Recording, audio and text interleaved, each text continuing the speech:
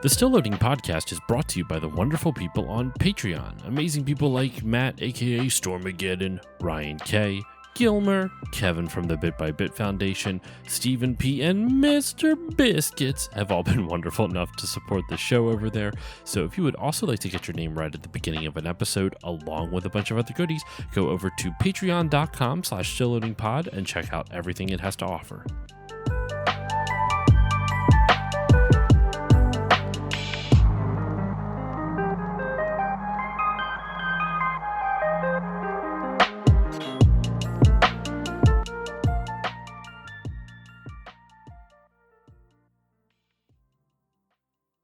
On this episode of Still Loading, the Final Fantasy Fantasy Draft 2025.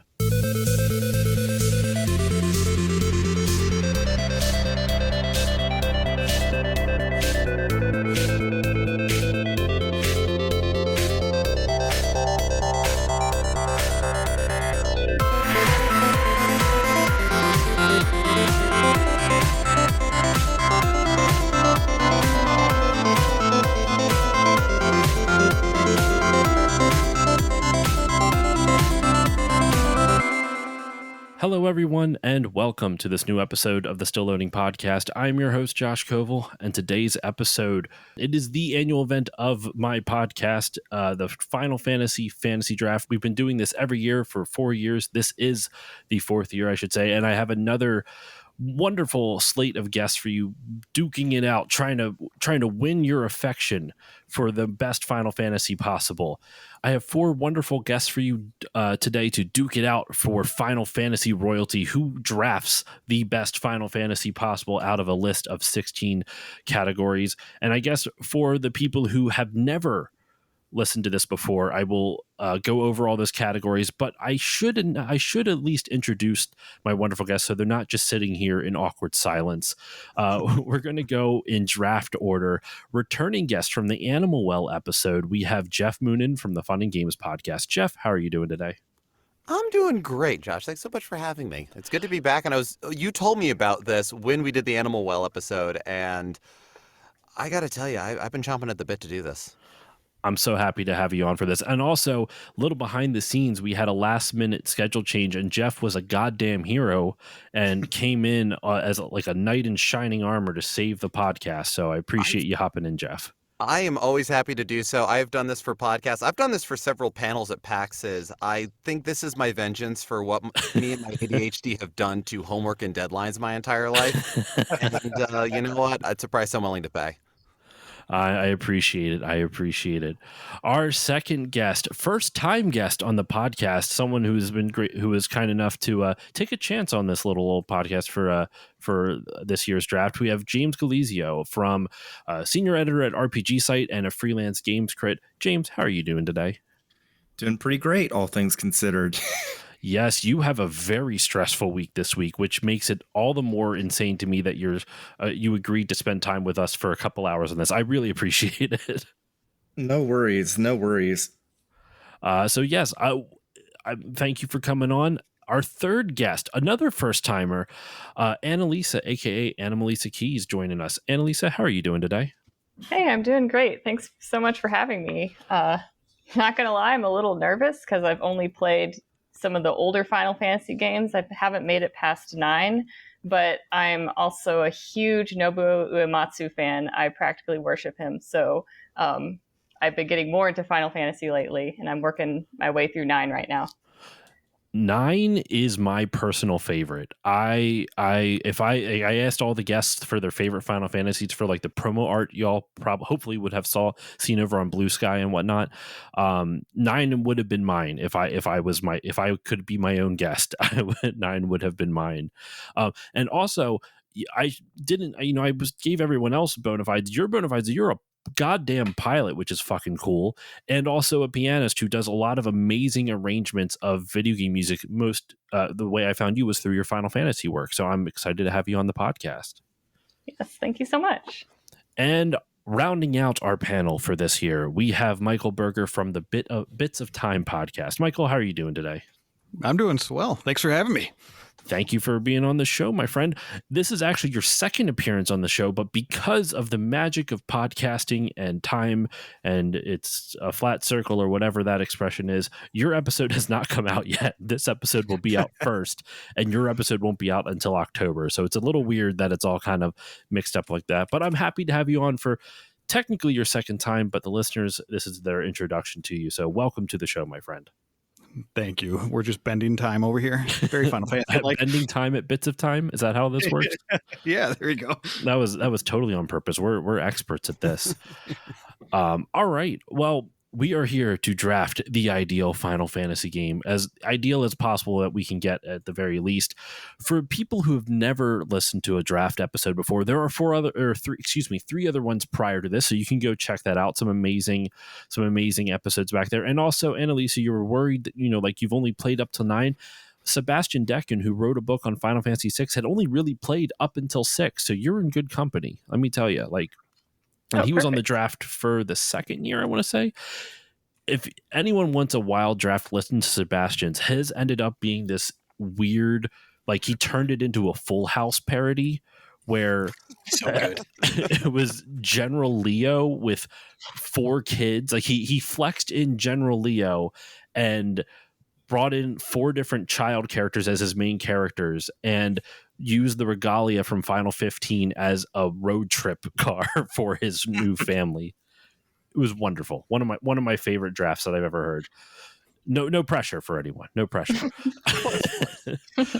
But yeah, so for the uninitiated who have not listened to this, we are drafting the best possible Final Fantasy. In sports fantasy drafts, you draft different positions, running back. If this was like a football, like American football, it would be wide receiver, running back, quarterback, offense, defense, or the, tight end, stuff like that, the different positions. But instead of drafting different positions like you would on a football team, you're drafting different aspects of Final Fantasy. And we've boiled down Final Fantasy to this 16 aspects. Obviously, there are more. Arguably, you could probably remove some of these too, but we wanted 16 categories for the 16 mainline Final Fantasy games.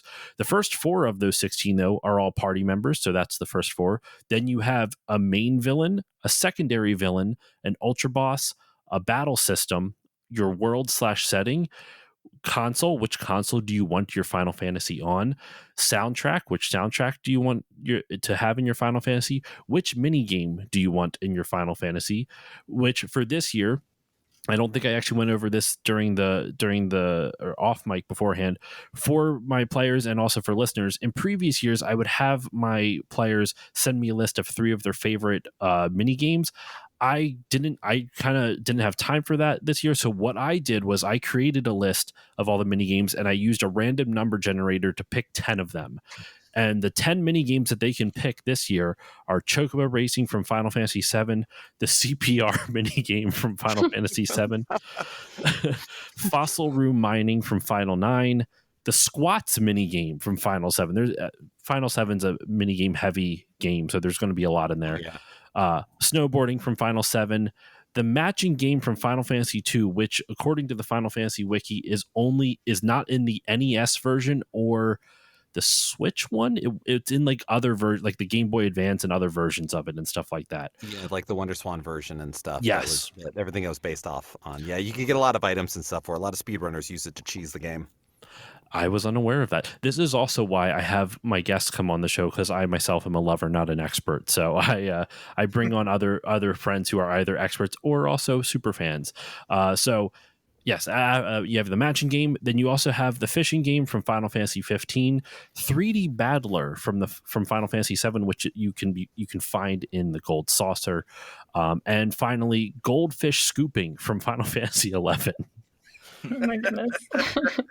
We got an eclectic blend. Now, I'm surprised that Chocobo Racing wasn't the FF11 rep there, considering you have a whole convoluted thing to just even raise your Chocobo mount. I think so. Let me double check. I did include Chocobo Racing on the list. It just not the random racing, number Chocobo generator. breeding, as in raising. Raising, not racing. Oh, Husbandry and all that. I see. That, you know what? This list was thrown together literally this afternoon, so I will have to refine it for next year. I also kind of like this random generation thing for it because who would pick the CPR minigame for their choice. I don't know, maybe some of y'all like it, but so those are the mini games that they can pick from for the draft.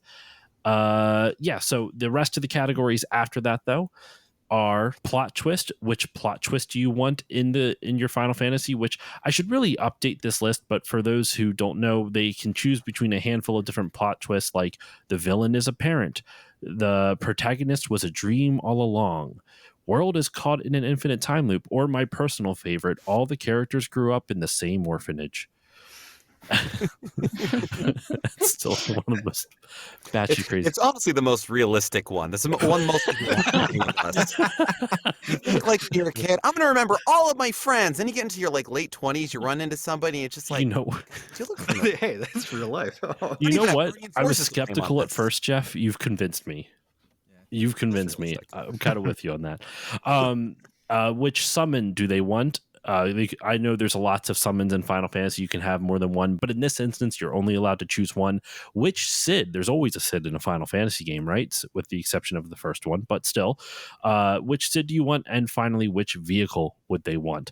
And since this is a draft, remember, once someone picks something, it's off the table for everybody else. So if you really want your Final Fantasy to be on the Super Nintendo, that there's only so many consoles you can choose from, right? So you have to make sure you draft wisely. One last note too, the main villain and the secondary villain are drafted from the same pool, meaning there is a chance that you could have Sephiroth backing up Kefka. Sephiroth could be the secondary villain to Kefka's main villain. Depending on how you want to draft, you have no idea. You can go crazy for all you want. So that is the layout of the draft. There is also 2 rules that players can use, player abilities. There is a flex rule, which allows you to pick something outside of this draft pool, outside of the mainline Final Fantasy. So if any of these wonderful players want something from Final Fantasy Tactics or Final Fantasy X-2 or Final Fantasy Crystal Chronicles, we had someone flex in a mini game from Crystal Chronicles one year. That was wild. That's your choice. There's also a limit break, which lets you choose 2 picks in a row at the sacrifice of your next round's pick. And that's it. Those are the basic rules for anyone who has not heard it before. Players, are you ready to begin? Ready? Absolutely. As I'll ever be. All right. Let's begin the 2025 Final Fantasy Draft. Jeff, we are kicking it off with you. What is your first overall pick? All right. I think it's important that I lock down what's, key, what's crucial. I can't have too strong of a strategy just yet, but I need to make sure that I can keep myself open. So I think I'm going to, for my first pick, the inaugural pick for this, I'm going to lock down my mini game. I want squats. I never would have guessed that squats would be picked off right off the bat. Okay, that is the first for minigame going number 1 overall. We have minigame as the number 1 overall pick. You know what, Jeff? Bravo. Bravo. That's fantastic. Bold strategy. Let's see how it plays out. It's bold strategy, kind of. Let's see how it pays off. Okay, James, we're throwing it over to you for your first round pick, the 2nd overall of the draft. All right. So just to give people warning, I'm an MMO sicko. So I'm probably the person in this call that's put the most time into both FF11 and FF14. I'm going to go for Final Fantasy 11 for the soundtrack. Okay. Oh, nice. Explain a little bit. What about the Final Fantasy 11 soundtrack speaks to you? So I love 14. It has a really great soundtrack, but in terms of like the overall like cohesiveness of the soundtrack and how much it informs the game and the atmosphere itself, 11 is unmatched in the series. Like, I implore anyone listening to this to just go onto like YouTube or any of your like streaming services and just listen to some of the FF11 soundtrack. Hell, just listen to maybe the Distant Worlds rendition of Memorial de la Stono. That is incredible. It's Final Fantasy 11 soundtrack is just such a vibe, for lack of a better word, just such a vibe. I like it. I see 11 is one of the ones I have yet to play, mainly because it is an MMO, but not like I like MMOs. It's not because it's an MMO that I haven't played it. It's just I just haven't, it's a time It's sink. such a commitment. It's Yeah, such a that's the commitment. thing.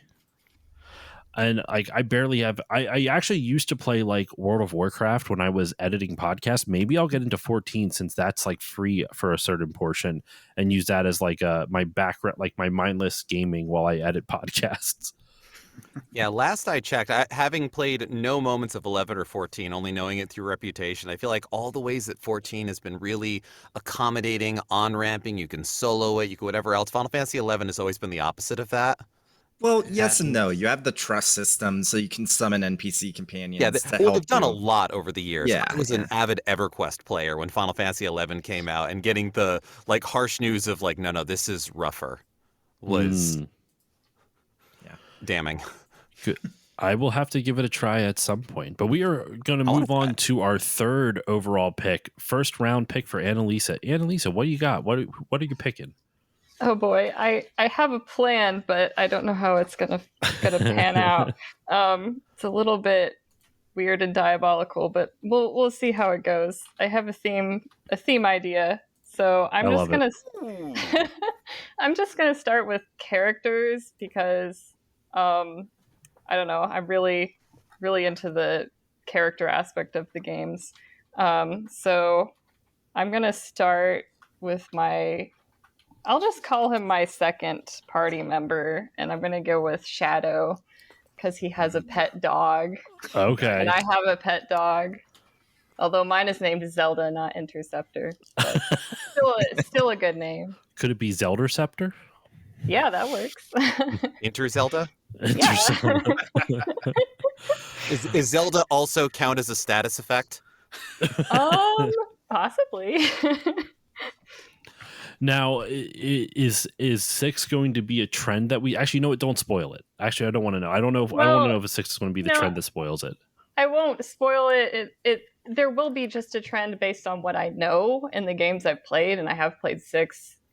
So there probably will be a lot of 6 just because of that. But fair enough. We'll see what happens. I'm excited to see how everyone's drafts pan out. I'm also secretly excited for the name everyone comes up with for their Final Fantasy game. That's always one of the most wild things about it. It was like you have this crazy, like, who knows how this draft is going to play out and what happens at the end. I'm always curious what's going to happen with the name that people give. But all right, Michael, throwing it over to you for your first overall pick.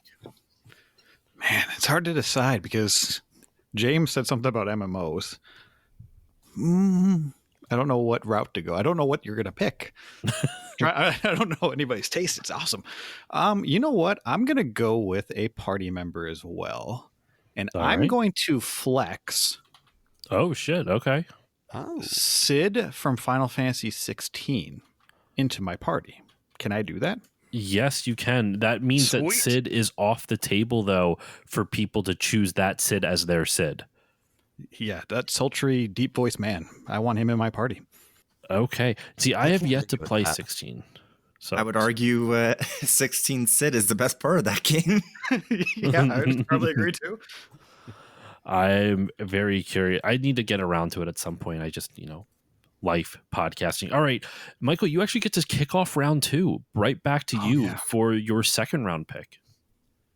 Do I want to stick with party members or do I want to go a different direction? You know what? I'm going to go plot twist. Oh, okay.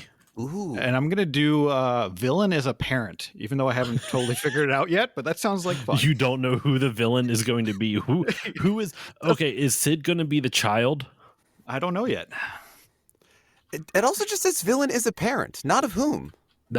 Well, that's true. Oh, I think it's implied that the villain is a parent to one of the main characters. I guess I'm going to leave it up to you, Michael. That's on me for not specifying in the draft notes. So I'll come up with something. Don't worry. It just turns out as a parent of the other villain. Oh, let's watch AO3. Come on. I'm excited for this already. All right, Annalisa, back to you for your second round pick. All right, I'm gonna pick a main villain. Ooh, okay. I'm gonna go with Zero Miss from 4, right? Yeah. Yeah. Yeah, I like the names of the four fiends. They sound like I think someone told me they were based on like Italian opera characters or something like that. I don't know. Yeah. But I wouldn't be surprised. I'd have to ask Sebastian because So I mentioned Sebastian Decken earlier with it because he wrote the book on Final Six. He focused a lot on the opera aspects of it and how that game is like the way that game is laid out in terms of its story and the way they use what's the leitmotifs for all the different characters' themes is very operatic. He explains it much better than I do. So I say all that to say I wouldn't be surprised if Final Four also had like opera themes to it, even if it was under like kind of undertones. that would be a good like theme for a draft, but I'm already set on my plans. Oh my god. Someone drafts a Final Fantasy opera. Yes. I've always had a dream of the story of Final Fantasy Tactics, War of the Lions, to be told as an opera. Like that would be good. That one. That would be good. Any of them are good, but that one in particular, just all of the betrayals, all of the everything. Absolutely. I'm with you on that. All right, James, your second round pick. All right. Party member, guy from Final Fantasy 2. He speak Beaver. Guys speak Beaver! They're not Moogles, they're Beavers, totally! Wait, is that a thing? Yes. There's an actual scene where you see like a big group of beavers and like guy just walks up and says, "Guy speak Beaver," and then speaks with them. Yeah. And if you look at the Famicom sprites, I don't know if this is ever confirmed, but there's definitely heavy They speculation. confirmed that originally Final Fantasy 2 was when they were going to introduce Moogles, and then they just went with beavers then instead. And Guy Speak Beaver has been a line in like it's the You Spoony Bard of Final Fantasy 2. I would argue even better. Yeah. I'm so happy I learned this because I've never. So once again, like I said, I am a lover, not an expert of Final Fantasy. I've never played Final 2. So knowing that there's a dude who speak Beaver, speak Beaver, I'm kind of sold on that. It's a crucial piece of the plot. You can't move forward. Yeah, you guys speak Beaver is an essential part of the plot before you can defeat the Emperor who died, went to hell, and then became Super Saiyan by overthrowing Satan. That is actually the plot of Final Fantasy 2. Final Fantasy 2 is secretly the most metal of the mainline Final Fantasies. Your first battle, you all basically die. Yeah. I'm in shock. Look, all right I'm saying is that Kawazu knew what he was doing from the very beginning. I know this is the Final Fantasy draft, but play Saga games. They're really good. Hell yeah. All right. We are throwing it back over to you, Jeff, to close out round 2 and begin round 3. You get the next 2 picks. Okay. Well, I think I'm going to start picking some party members.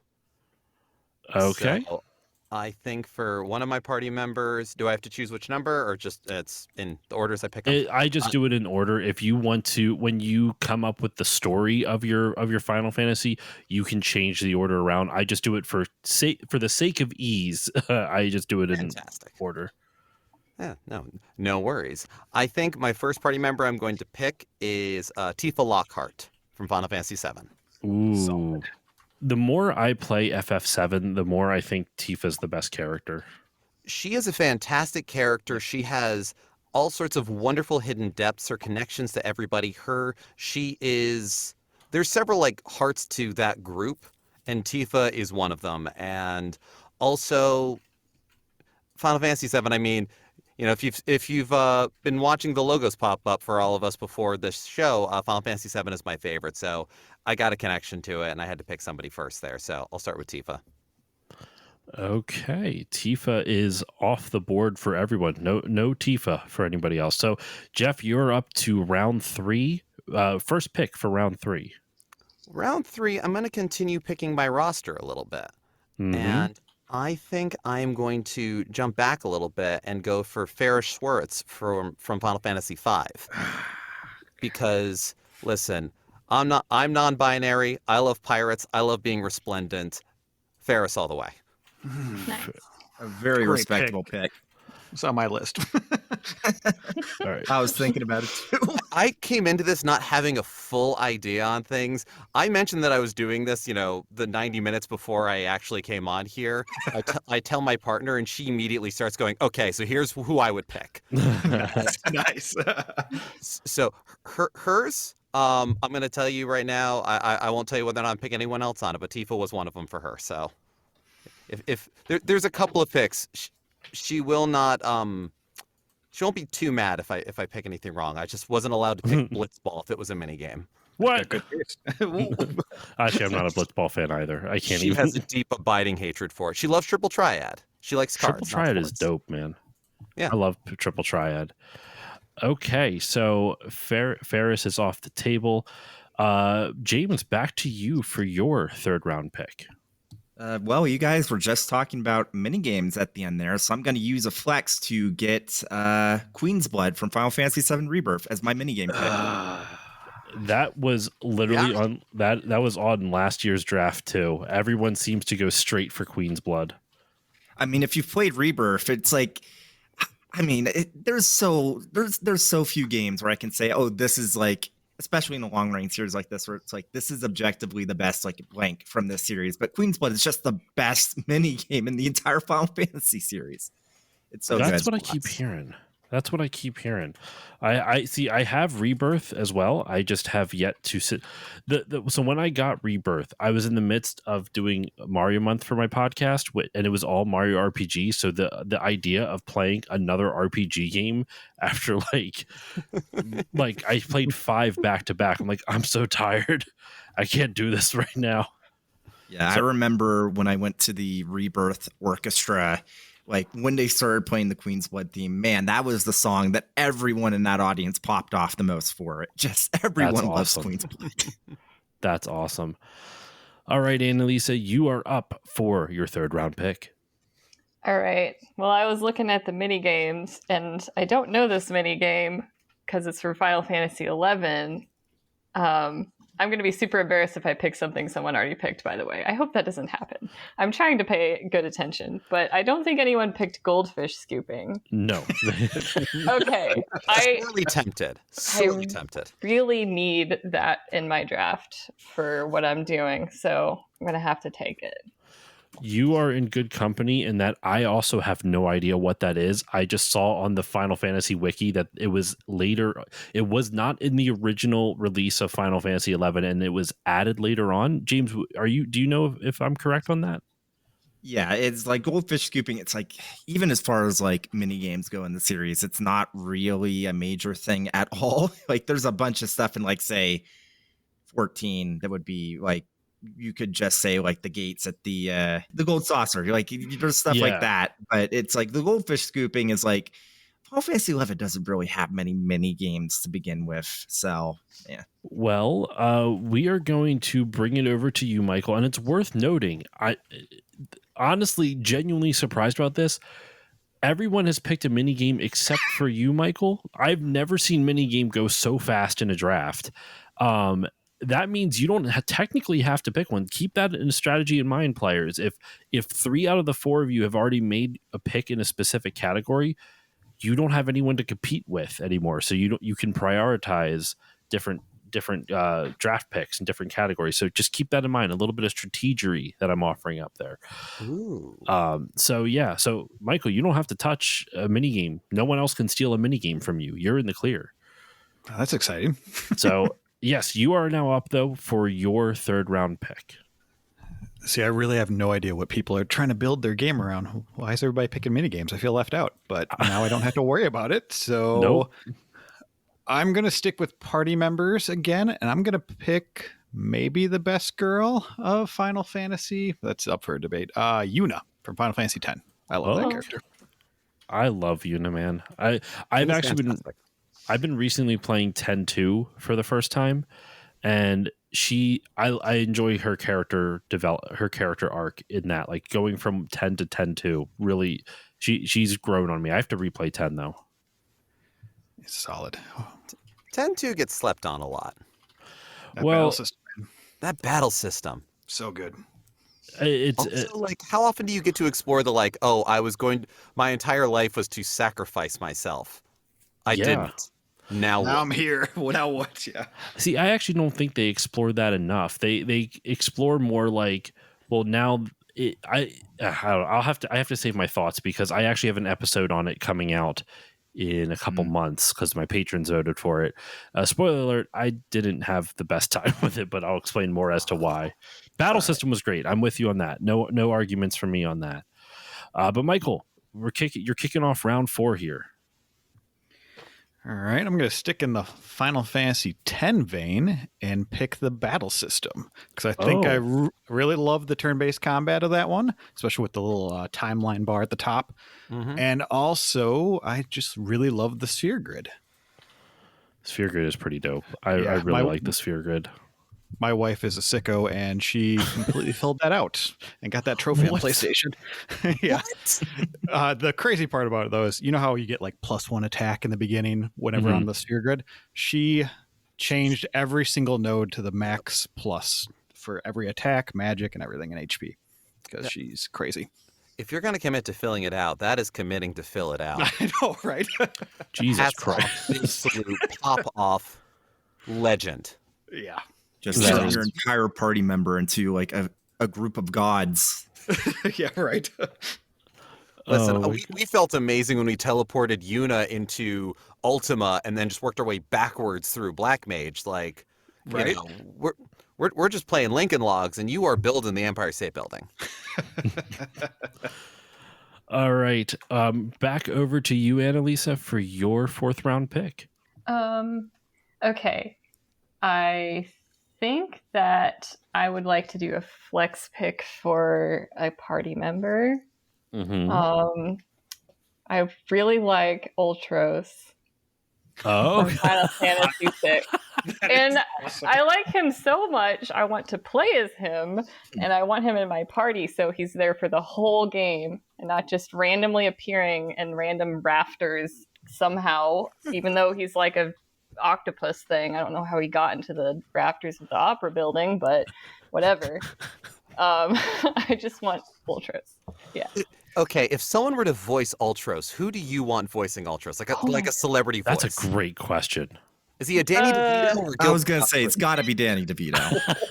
So anyway, I climbed up into the rafters and I was pushing this 5-ton weight. Anyway, I started tentacling. I don't know a whole lot of celebrities, but I feel like I saw the first Sonic movie, and I feel like Jim Carrey did a great like villain role. Ooh, so Jim maybe Carrey is Ultros. he would be good. I don't know. I like that. That's not a bad idea. That's not a bad idea at all. We're going like scrungly weird gremlin for Ultros like that. That's some chaos energy there. That is like pure chaos. That is pure chaos. Yes, exactly. Pun fully intended. I love it. That on like genuinely that made me so happy. I was not expecting anyone to flex in Ultras. That is fantastic. What a great idea. All right, James, over to you for your 4th round pick. Okay, I think I'm going to go with the Final Fantasy V battle system. I'm assuming that includes the job system. Yes, that would be because isn't that the main battle system in Final 5? Yeah, well, it's ATB just like 4 and 6, just the backbone of it, like, and how you build up your characters in the job system. When we say battle system, it's the entire thing because a lot of Final Fantasy has Final Fantasies have ATB in it. So we couldn't just say, oh, it's just the active time thing because that's like 6, 7 has that and 8 has that, right? So like we wouldn't focus on just that. It would be the entirety of it. The job system, Final 8 with the junction system, Final 7 with materia, so on and so forth. So I have yet to play Final Fantasy V. Have you ever participated in the 4-job Fiesta though? No, I have not. I've heard good. My buddy Chris over at Retro Hangover does it every single year, and I've always been tempted like to try out Final 5 just for that. But we'll see. I don't know. Maybe I'll get around to it someday. Yeah, maybe You played Final Fantasy V already. I have not. I would recommend playing it once first and then doing the Fiesta. Yeah, play it once first, like normally, and then like this might be a hot take, though maybe not, considering my contemporaries in this very call. I think Final Fantasy V is probably the best Super Nintendo one. So. Ooh. I don't know if I agree, but I certainly don't disagree. Yeah, I'm kind of right there too. The only way I disagree is it's like, well, technically it's a Super Famicom, not Super Nintendo. But other than that, yeah. So you're going pure technicality. That's the only way I would disagree with you, or like argue. Like that's all. I think that strengthens your argument. That's all I've got. It's funny. All right, Jeff, we are over to you to close out round 4 and begin round 5. Okay, I'm thinking it over. I think I know what I want my plot twist to be. I think I want my plot twist to be world is caught in an infinite time loop. Oh no! Oh no! Is that going to be both of yours? The next one. Yeah. Infinite. I can swear I can type time loop. Okay, explain. I guess no. Actually, you shouldn't explain because the plot twist. The plot twist is like what happens at the end of like once you're telling the story of your game as well. So you can't even tell us what the plot twist is going to be just yet. All right. Well, we have our second plot twist up for grabs here. Now, Jeff, you're kicking off round 5. Yeah, and I think in the interest of also starting to pick at categories that are getting picked at, I will pick my battle system. And all right. I'm also going to go a little odd. Well, actually, it's an even one by saying Final Fantasy II. Oh, okay. Saga Sicko's in the chat. Oh, absolutely. Listen. Apparently. I love building up my endurance by just having one party member like go up to another one and punch them in the fucking face. It's the dumbest thing. I love it. I often yes. I enjoy games. I don't love grind fests that are built to be grind fests, but I love ones that I discover to be grind fests. And Final Fantasy II, yeah, you can build up whatever you want. What you use, you get. It's great. You can make anybody into anything as far as weapons, as far as magic. Keep using magic. I love leveling up magic. Getting to read books to make your spell stronger in the original Diablo was like such a thing that I wish more people did. So, yeah, let your effort pay off. Final Fantasy II. Okay. All right. That's off the table now. All right. We're moving over to you, James, for your 5th round pick.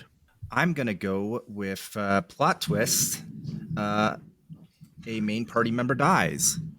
A main party member dies. Who will die? Right now, the only one that could die in your draft is Guy, but we'll find out later on. Not Beaver, man. He'll be replaced by a beaver. Y'all ever watch the Chronicles of Narnia books? Yeah. You ever see the BBC live action Lion, the Witch, and the Wardrobe? You know what I'm talking about, Annalisa? Yes, it's so bad. I remember. I grew up with that. Yeah. Same. So the reason I bring it up, James, is because they put people in full beaver suits. It's fucking nuts. They have giant fake teeth. They paint like it is one of the most surreal things you will ever see. I will try to find a picture of it. Oh my god! Yeah. Yeah. This is what Doctor Who had to film in the wharf in the fucking quarry in Cardiff. They spent it all on this crap. It is absolutely bonkers. I'll copy a link to the image and I'll put it in the chat for anyone who's curious. Oh, I don't know if that's going to work. It deleted like half of the link, but it's there. Trust me. You can also Google it. Beaver, Lion, the Witch, and the Wardrobe, BBC. You'll find it. Yeah, Lion, Witch, Wardrobe, BBC Beavers is probably put me on a list somewhere and has given me new nightmare fuel. BBC Beavers sounds like a title you don't want to Google. And entering the field, the BBC Beavers. Oh my god. Not safe for work, only for the fields. I love these delayed reactions of like, what the fuck's wrong with it? Yeah, it is terrifying. I unironically love that live action telling, but it's a made for TV movie from the BBC from the 80s. It is bonkers. Oh wow. An animatronic Aslan, a giant animatronic lion. It's crazy. Okay, that's probably like haunting, but I want to see it. Like that It's probably is dope. it's a movie. It's a movie. But all right, fellow Lion the Witch and the Wardrobe Watcher, Annalisa, you are up next for your 5th round pick. All right, so no one's chosen a vehicle yet. Mm-hmm. So I'm going to take Lunar Whale from Final Fantasy IV. I swear that goes up first all the time. Oh, really? Take Okay. the ship. I just took it because it was animal themed. Ooh. Now we're starting to see your theme a little bit. You have Shadow and his dog. You have goldfish scooping. I'm starting to see the theme here. You have courted the octopus, I see. Yes. Oh, and ultras. Oh my god, yeah. Oh, I can't wait to see what this is going to become. This is going to be I've got great. some under the sea happening here. Yeah, yeah. Okay, we're over to you now, Michael, for your 5th round pick, and then kicking off round 6. All right. Well, I already got the plot twist, but I probably need a world. And where do I want to exist? Or where do I want this to exist? That is There's a very existential question. Yeah. Yourself every morning. Where do I want to exist? Yeah. Who am I at this moment? I'm going to go with Final Fantasy X, actually. I really like the religious overtones, and plus you got a bunch of beach fronts, got some cool temples, some technology plus magic. Yeah, I'm going to go Final Fantasy X. As your world/setting? Yes. Gotcha. All right, let me mark that off on the list so no one else takes it. You got a lot of FF10. That was your battle system for the last round as well. I know. I'm just filling it out apparently. A lot of Final 10 love. Round 6 for you, Michael. Where do I go from here? So I've got 2 party members. I got one of them is going to be a kid of some villain that I don't even have yet, but that's okay. We'll get there. Well, let's go with OST. If I could pick anything, well, minus the one that's already taken, I'll do Final Fantasy VIII. I think that has one of the most varied and different OSTs, and I think it's just awesome. I've said it before, and I'll say it again. That is my favorite Final Fantasy soundtrack. Hey, mine too. I love Final Fantasy VIII a lot. It's just fantastic. It gets goofy, and it has a lot of like almost marching band style stuff. And I think one of my favorite tracks is when you first fight the sorceress Adea. That premonition battle theme is so cool. Yeah, yeah. The Balam, the town music would be so good for just like beach setting. Again, Final Fantasy X. Oh yeah. Oh, Fisherman's Horizon. Oh, perfect. Mm-hmm. Exactly. So beautiful. It's got some nice energy. I like it. I always remember I wanted to try to convince my high school band teacher to play Liberi Fatale, or however the correct pronunciation of that is. And we never had a choir though. Like for you to do that song justice, you would have to literally incorporate every aspect of high school music, and there's just no way that shit would be happening for like a high school concert. No, the factions don't talk. No, yeah.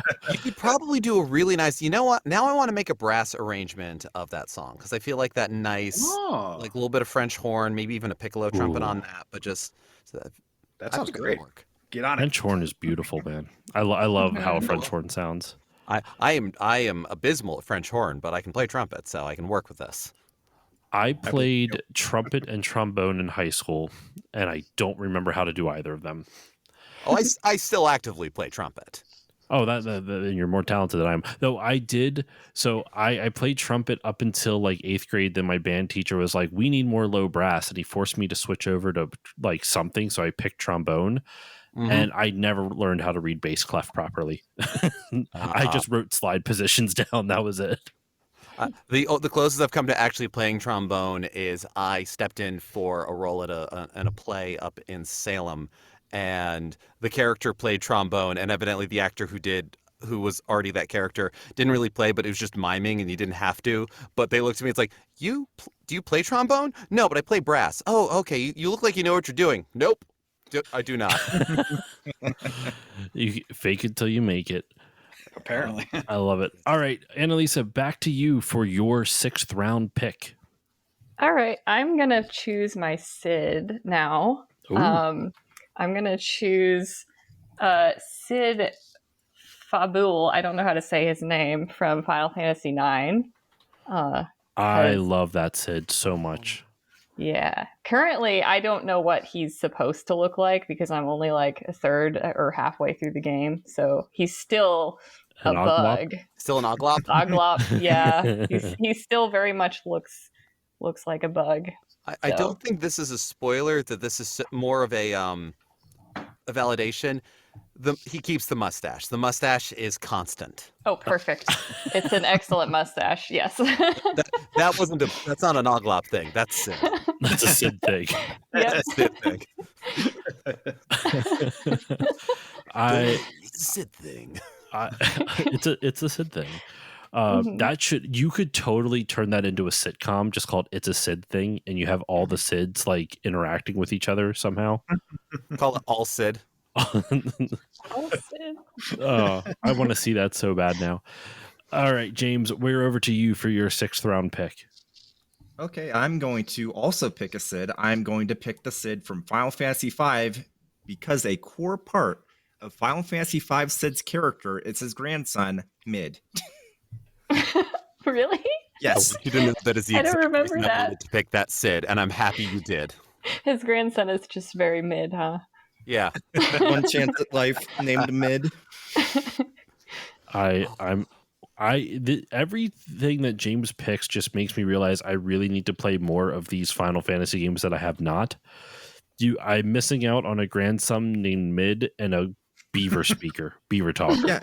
Yeah, no, seriously, like the Final Fantasy V Sid card art for the new Magic the Gathering set literally has Mid in the art. I love. Oh my! I can't wait for this. My partner and I spent so much trying to figure out what the middle son's name was. Like, we tried to mathematically go by, is it Fid because it's between Fid? Like it's got a bid. I don't know. We had nothing. Sid and Mid. Sid and Mid. What a team. They're great. All right. Over to you, Jeff. Closing out round 6, beginning round 7. Okay. Well, I think I'm going to pick another party member. Okay. And I am going to go with, there's no voice acting in Final Fantasy VI, so I will always get the name wrong, but Sabin Renee Figaro. Nice. I love Sabin. I mean, who else can fucking suplex a train? I mean, right? It's incredible. I love how he fits in with the narrative, who he is. He is a crucial piece of it, and yet in no way drives it. I love my favorite fun fact about him being able to suplex a train is he manages to turn around while running away from it and then suplex it while still keeping his momentum to just run away afterward.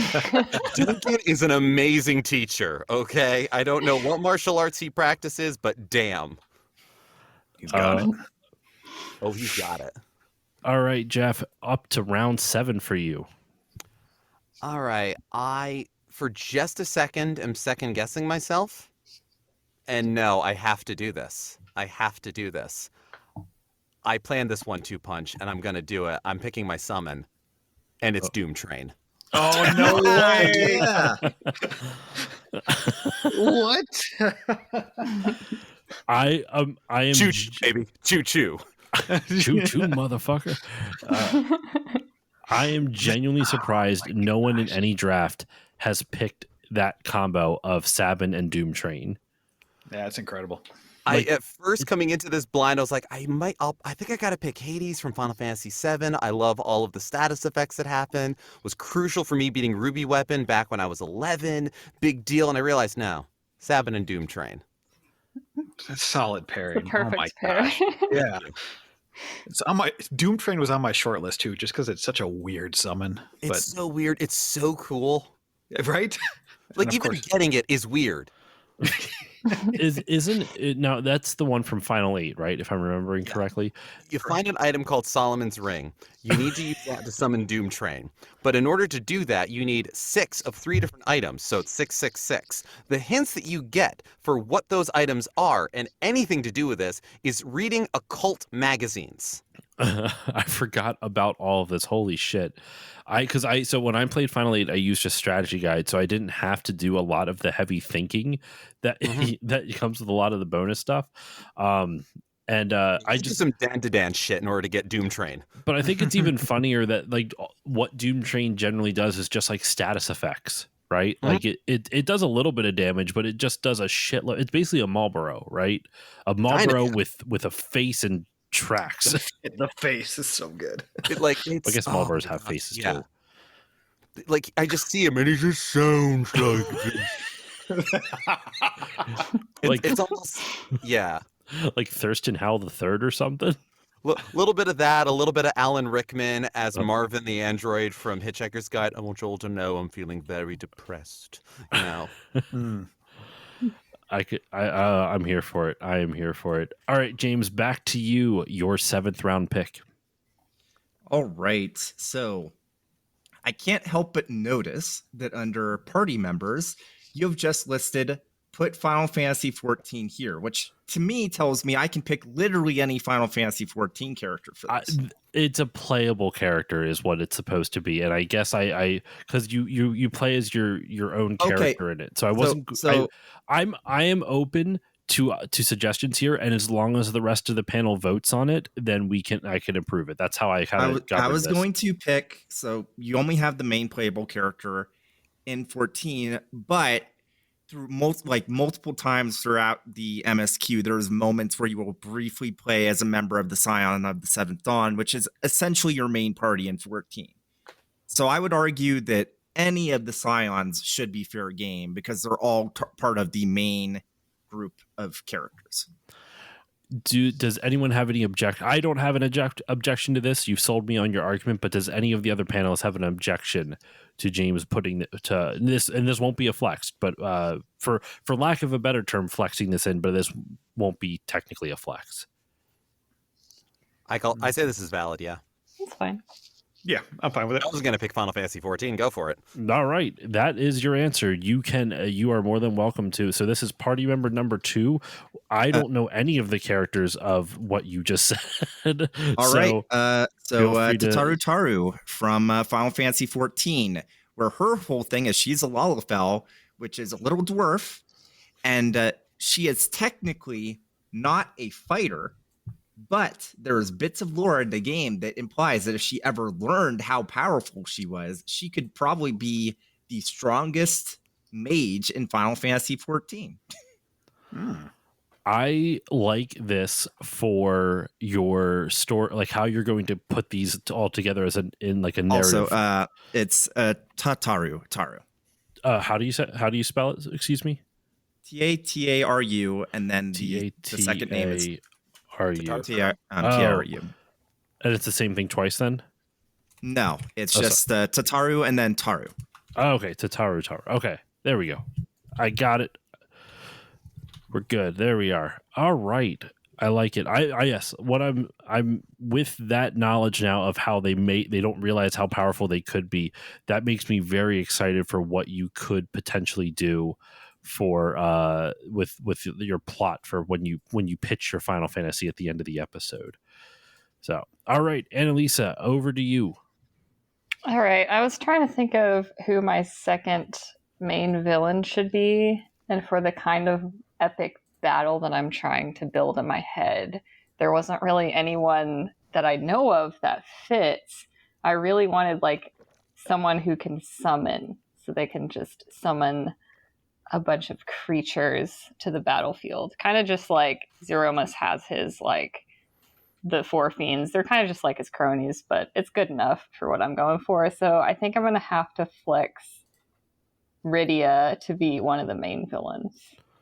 So you can only flex once in a game, though. But if you get rid of your limit break, sorry. Yes, I don't need my limit break. Okay, That's what I meant. I had that plan in my head, but I forgot to say that's what I was going to do. No, that's okay. I will sacrifice my limit break to make Rydia another villain. So Rydia from Final Fantasy IV is going to be your villain. This is getting spicy. I have not seen anyone take a hero character and turn them into a villain. How you pitch this, I will be very curious. We'll see what happens. Okay, so this is your secondary villain. Yes. Yeah, okay, so that wraps that up. Now, a quick reminder for everyone, because Annalisa just brought it up. No one has used their limit break, so keep that in mind. Like, if there's something you really want to use, you could potentially like double it down at this point. Yeah, so keep that in mind. No one has used their limit break yet, with the exception, I guess, now of you, Annalisa, because you sacrificed it for a second flex. I should probably indicate that in the notes as well, for myself. But yeah, okay. Over to you, Michael, for your 7th round pick and then also your 8th round pick. So I think I'm going to maybe start figuring out who's going to be mama or daddy to one of my party members. Villain is apparent. Yeah, we're gonna do a secondary villain as Ultimecia. Oh, I love her design. Got the whole red dress, black wings thing going on. It's got some weird purple face tattoos, kind of like wannabe Zell, but you know, she also gets to summon Griever, so that's cool. So it's kind of like 2 bosses in one. Honestly, she is such a boring villain too, because though I shouldn't say boring, it's the way she's introduced in Final 8 is so like what? It kind of reminds me of like what I won't. I was about to spoil something. It was going to spoil something for Final 9. I won't spoil it for you, Annalisa, but don't do that. That's all I'm going to say. I know what you're going to do. I know what you're going to do. I'm done talking about it. It's the whole like I've been here the whole time kind of thing about her. If you only go by her physical appearance, yeah, she's boring, but you have seen how she is and who she is throughout the whole game. Is she the Sam Reich of Final Fantasy VIII? Yes, she is. I've been here the whole time. Sam, if you ever listen to this, I'd love to have you on the podcast. That'd be wild. And actually, real quick, because I've been doing this for everyone, who has not picked... Oh, wait, never mind. I was going to say someone hasn't picked a villain here, but there's still... I lost the thread. All right, never mind. Ignore that. None of you heard anything. Ignore me. But all right, back to you, Michael, for your 8th round pick to kick it off. All right, I think I want to do another part. Do I? Or do I want to... Yeah, I think I'm going to do another party member. And I think I'm trying to think of this nice pairing. So I've got Yuna, I've got Sid. I'm going to go with... Nope, I don't want to do that. Nope, I can't decide yet. Nope, so I'm going to go somewhere else. I'm going to do a console, and I'm going to do PS1. Ooh. I love the pre-rendered backgrounds, especially in Final Fantasy VIII, how they do that transition from normal gameplay to full motion cutscenes. I think you could have a lot of fun with that. I took a risk leaving that on the table. It's my favorite console of all time. Oh, it's so good. It's so good. I gotta go. Like the quick version of my like backstory as a games podcaster, video game nerd, game collector. I sold like 95% of a very nice video game collection when I was in college, and the console that got me back was the PS1. Nice. Welcome back. Oh, and now I have over 1,500 games. It's a sickness. Or is it the cure? Hey, yeah. That's the advanced solution to all of my problems. All right, Annalisa, over to you. 8th round pick. I don't think anyone's picked their Ultra Boss yet. No, they have not. They? Well, then I'm going to claim the Kaiser Dragon from Final Fantasy VI. Okay, the Kaiser Dragon. Picks with like such cool implications to them. Because it's like, do you have to fight the other dragons to get there? Mm-hmm. Oh. So what about the Kaiser Dragon do you really enjoy? What made you go with this pick for your 8th round pick? Mostly the fact that it's a dragon. You know what? Asked and answered. I appreciate the honesty. I can't throw the horns any harder than I already am. Top of the Final Fantasy animal kingdom, you know? Exactly. As far as animals go, like, if we're in Final Fantasy, a dragon counts as an animal, as far as I'm concerned. I agree. Or some other video game themed creature that isn't an animal that from a different video game that may come into play with my idea. Possibly. Potentially. Potentially. Okay. I'm enjoying how creative everyone is becoming with these drafts. Like the first draft, everyone was kind of going with like back in 2022 when I started this, everyone was just kind of going with like, and also I was still figuring out how this whole thing worked. But everyone would kind of go with like, all right, how can I do like the most Final Fantasy feeling Final Fantasy game? And now everyone's just letting their creativity run wild. I love the hell out of this. I'm so excited for this. Mm-hmm. All right, James, up to you. 8th round pick. So I'm going to go for the main villain, and it's going to be Kefka. Nice. Oh, Yeah. heavy hitter off the table. Mm-hmm. That one hurt me leaving that one, but I have an idea. So, And Kefka's not a part of it, apparently. yeah. Let me wait until I can reveal my full hand here. It's gonna be soon. I have a feeling. All right, let me do this and mark that down and make sure I'm still not doing great at all the highlighting. For a little behind the scenes listeners, everything is on like these Google Docs, and it is very hard to keep up with everything at times. All right, over to you, Jeff, for your 8th round pick. And before we do your 9th round pick, we will do a little status report for what's still on the table and what is remaining and whatnot. So, Jeff, go ahead and end out 8th round with your 8th round pick. All right. I think my 8th round pick, I'm going to choose my last party member. Okay. And I am going to go with Riku from Final Fantasy X. Oh, Nice. Riku is one of those characters I love her spirit, but I can't stand her dialogue. That's fair. That's fine. But I don't blame I her like for her that, spirit, though. I like her energy. I like her mechanics. I like what she brings to a party for story and gameplay reasons. She's great. Yeah. In Josh, are both you 10 also and 10 too. Josh, are you also scared of lightning? It's too real for you? I did consider having Riku and Lightning in the same party just for the worlds. Yeah, that'd be great. As long as can I call you Claire, please? No. Jeff, you could have gotten Riku and then done the lightning dodge. Oh, actually, sorry, that wasn't on the table. One of the options that the random number generator did not pick was the lightning dodging game from Final Fantasy X. That's okay. I am certain of squats. I will not abandon squats. I'm so intrigued by this choice of squats as the number 1 overall pick. I'll remind you, look at that party member that they got. Like that's some squatting right there. There. All right, I had to go for it. I had to. We are halfway through the draft now. Currently, there have been 2 main villains chosen, 1 secondary villain. So there are lots of villains on the table for everyone to be villainous. There's 3 out of the 4 mini games have been chosen. Once again, Michael, you are the only one who has not chosen a mini game. There are 3 out of the 4 plot twists have been chosen. And Elisa, you are the only one that has not made a plot twist pick. Once again, that you don't need to. No one can steal it from you.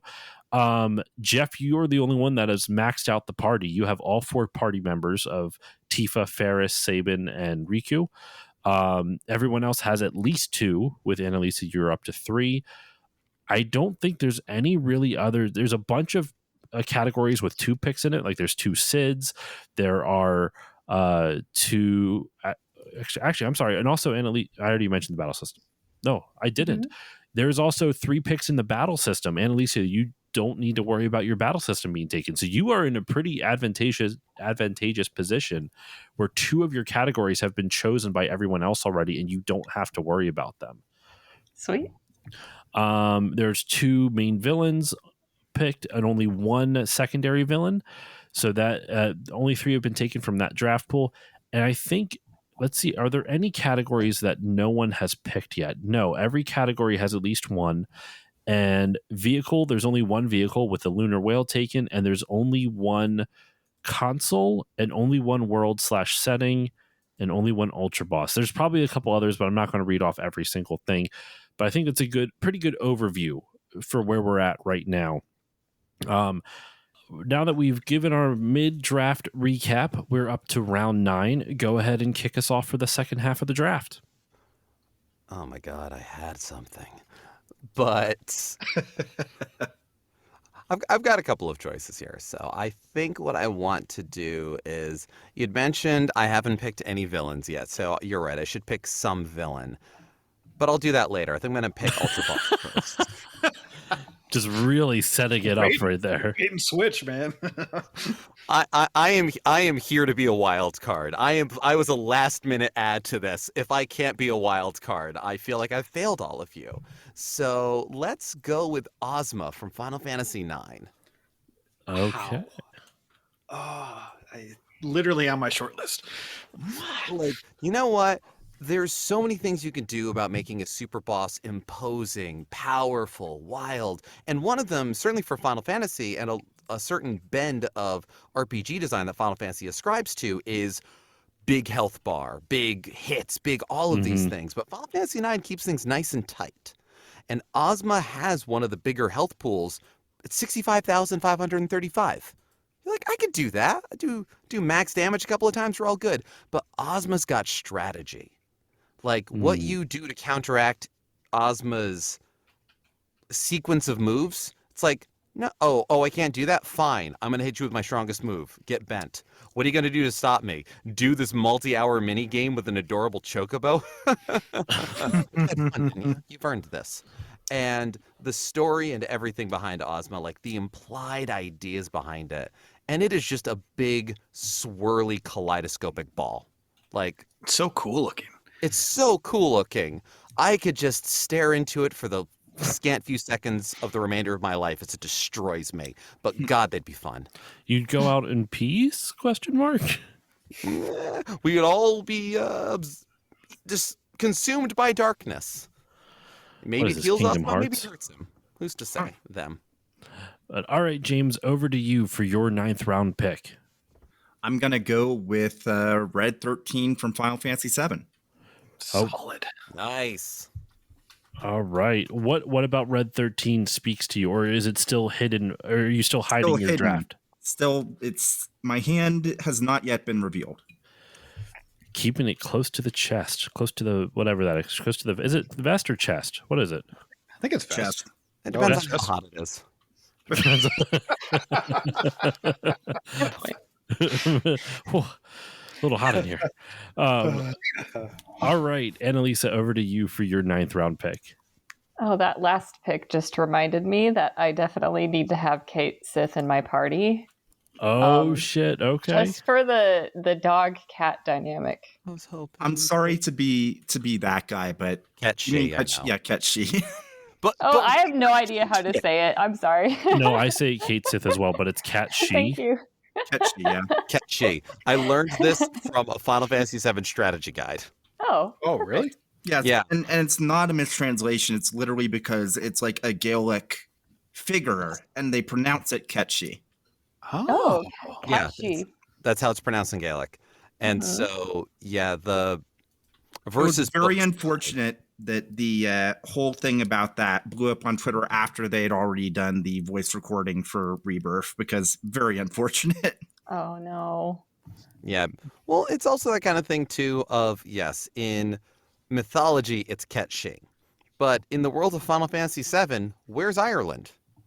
Yeah, but the original Japanese, it transliterates to the like Irish pronunciation. So Which is also true. And so balls were dropped. I'm not denying that. I mean, yeah, some of the translations are kind of funny. Like I have a sheet music book for Final Fantasy VI, and cyan is spelled cayenne, like the pepper, Cayenne. What? Like, well, all right. I thought that one was pretty easy, just cyan, but apparently not. Yeah. That's actually popped up more than once. I'm trying to remember what's the deal with that. Like that's They spelled it like a pepper. That happened more than once. yeah, and I think again that has to do with some of the transliteration of the Japanese. You know, there is. I that think localization. I think in Cyan's case, it was probably like a character limitation where it was easier just to make the smaller name, because Cayenne is like probably a bit long for the Super Nintendo. Oh yeah. Mm. Oh, that's why Chrono in Chrono Trigger is CRO and O, right? Just not Yes. enough characters. Yes. That's There's it. an H. All right, Michael, over to you. Round 9 and beginning round 10. All right. I think I'm feeling left out about all these animals. So I got to figure out some way to get an animal. And I think a good way. That's a I hell would of a line actually- of logic. Love it. I really like the idea of these two characters interacting, and I don't think I ever thought about it until I thought about the animal. And that would be Renoa from Final Fantasy VIII, because she has Angelo, the dog, and Yuna and Renoa talking to each other, I feel like would be awesome. Yeah, they'd be tight. I like that. You know what's funny? Every time, so when you said Renoa, this is how messed up my own head is. When I played Final 9, so, and this doesn't spoil anything, Annalisa, you know how with Princess Garnet you have to rename her? Yeah. And she wants to be called Dagger. I hated that, so I always just called her Renoa. So when you said Renoa, Michael, I was like, oh, Final Fantasy 9. I'm like, oh, wait, fuck, that's not the right game at all. I've always known her to be called Renoa. I always call her Renoa. And you know those times when you start doing something for a bit and then you just start doing it unironically? Mm-hmm. I just started pronouncing Renoa's name like quinoa, Renoa.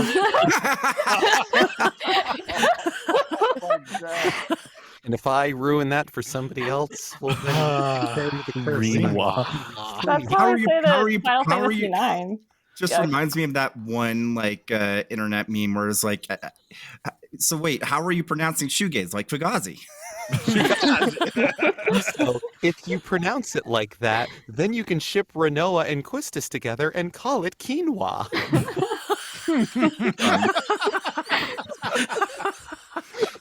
Oh no. This is the fanfic I didn't know we needed. This beautiful love story of quinoa. That's Both of them have such Oh, man. responsibilities and the ways that they deal with them. oh my word. All right. I don't know how you follow that one up, Michael, Yeah. but you got Renoa. Now what's your next pick? Sid from Final Fantasy 16 is definitely going to call her Renoir. That seems like a thing he would do. Oh boy. I'm going to take a summon, and I'm going to do Anima from Final Fantasy X. Give more Final Fantasy X love. I think one of the coolest designs for a summon that has not ever existed again. I don't know why. Does Anima have feet? No, I Not guess that we not. Hey, we don't know. We don't know. You never see Anima's feet. It's not on Wiki Feet or whatever, so we don't know. I mean, she could just be shy or understanding of the internet. That's true. Doesn't Maybe this wanna- game will feature Animal's feet. Pre-order now. It's one of those Diglett questions, you know? Like, Oh, yeah. he knows what we see. Is Diglett's mouth actually just a giant eyeball? We don't know. Or what? No, what was it? Something? Is it mouth? A No, nose is its nose its a mouth? single Sorry. tooth because of the shine. Yeah, is its nose its mouth, not the other way. Yeah. All right, so we have anime. Actually, I spelled it anime in the thing. Whoops. I can take anime as my It's anime. Just the concept of anime as your summon. power of friendship. Here we go. The real Final Fantasy is the friends we made along the way. Does that mean Seymour actually has the power of God and anime on his side? Oh god.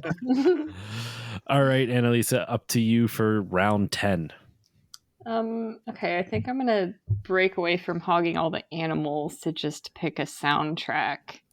And I know it's probably one of the more popular ones, but I think I'm gonna pick 6 for the soundtrack. Yes.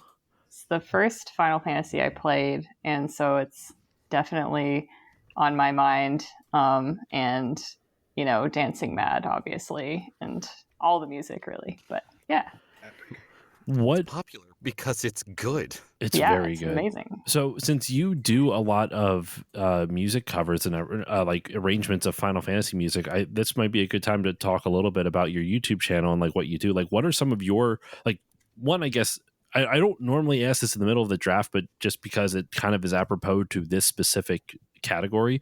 How did you get started with it? And then one last question before we move on, because we can't obviously stay too long on this. What's your favorite Final Fantasy? Like, what are some of your favorite Final Fantasy songs? I should say. We already know your favorite soundtrack. You just drafted it. What are some of your pick like one or two of your favorite songs? I guess. Ooh, that's a tough one. But yeah, I started in 2020. I started uploading recordings of myself playing video game music just because I was seeing other people do it. I was kind of in a slump, not practicing piano much. And then it kind of gave me an escape from work. That was nice. It gave me motivation because I really like video games and video game music. So it just turned into a really nice, fun thing to do as a hobby. Cool. But yeah, I don't know how to pick. Like, it's really hard to pick my favorite Final Fantasy songs. I'm thinking of things I did recently, like I did all of Final Fantasy IV soundtrack last year, and Battle with the Four Fiends was just really fun for me to play at the time because it's just like so chaotic and it switches moods like every few measures. And so it was, if I was in an angsty mood, like I was like last year while I was recording it, I was just pounding it, just like really unleashing some rage. And that was really nice. So that comes to mind. But I mean, there's a lot of good music, obviously, in the so series. Much. Yeah, for sure. I've enjoyed watching and listening to your covers, so I'll include a link, obviously, to your YouTube channel in the show notes, and so people can check out more of that. Thanks. All right, James, over to you for round 10. All right, I'm going to choose the setting as Final Fantasy III. This one I will reveal. I want Final Fantasy III to be a game with a good job system. You know what? You're not wrong. Asked and answered. I like that. All right. Trying some things out. I've never played Final Fantasy III, so apparently I should not from that quote. I've heard very mixed things about 3, but once again, this is why I have people with more experience on it.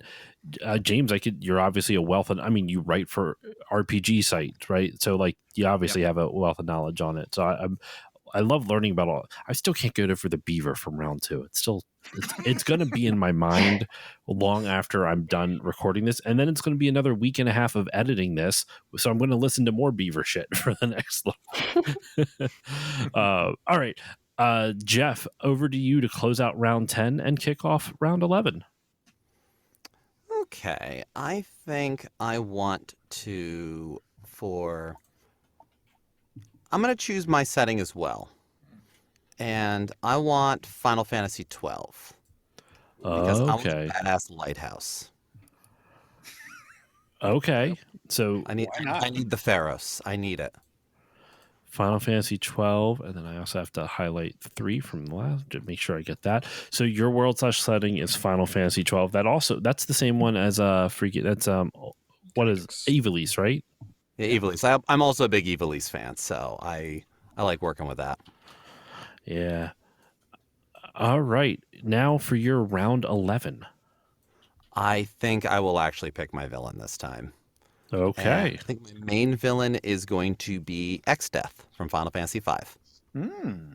I know nothing about Exdeath, so I'm curious. Most people don't. They do not know much about. Most of what people know about Exdeath they got from memes about Dissidia. Exdeath is the funniest Final Fantasy villain, like pretty objectively, because one of his whole plot beats is since he is a sentient tree, he turns himself into a splinter that attaches to one of the main characters. And it's just like, it was me. I was the splinter. That's not a joke that actually happened. I love video games. This is all true. For the fiction, that is Final Fantasy V. Evil tree wants to end existence. Yep. So love that game. So far, Jeff, you're telling me your world is caught in a time loop with an evil tree. Yes. An infinite time loop with an evil tree. Fair enough. I mean, infinite applies, it never ends, but we're heroes, aren't we? That's true. It's going to end somehow. But all right, James, back to you. Round 11.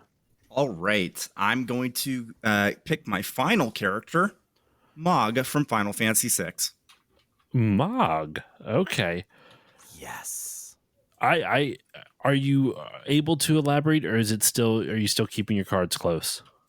We're almost there. We're almost there. Not yet, though. Fair enough. Fair I'm enough. picking up some vibes from your party here.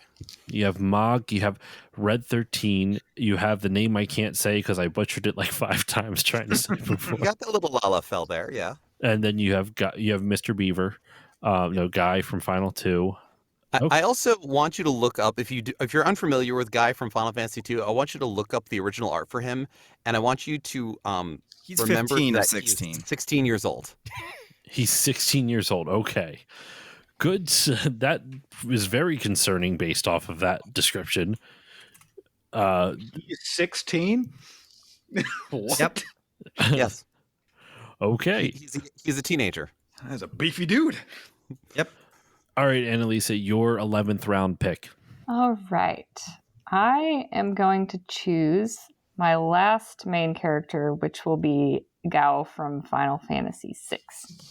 So you have all animals and then someone who communes with them. Yes, exactly. All the animals at once. The animal kingdoms really be coming together. Yeah. This is a very spiritual, very naturalistic Final Fantasy I'm feeling right now. Mm-hmm. Okay, I'm excited to hear where this goes. Michael, up to you. Round 11. So everybody's picked their party member, so I can just sit on that one for a bit. That's true. No more party members to pick. I'm going to sacrifice my limit break and pick a main villain, and I'm going to do Final Fantasy 13 2's what is his name? Caius Ballard. Could you spell that for me? I can look it up. Hold on. Caius, I think.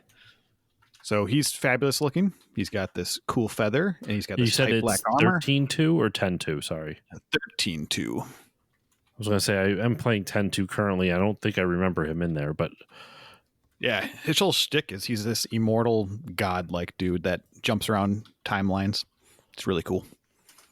Okay, so I don't know if I spelled that correctly. That is a complete guess, but we're going to go with it. We're going to roll with it. He is off the table. So far, no limit break still, and it's coming down to the wire where you might want to think about using it, James and Jeff, or do you want to use Jeff? You still have 2 flexes, and yes, I do.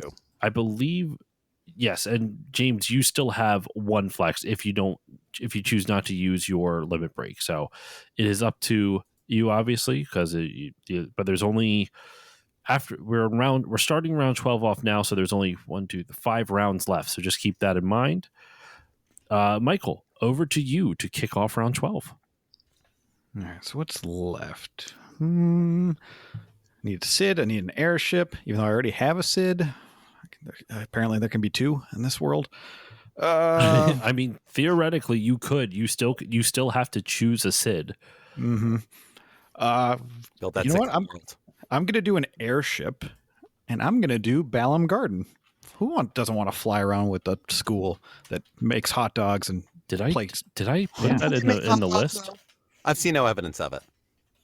It's on the list. It's on the list. Yeah, I did. I included it on the list.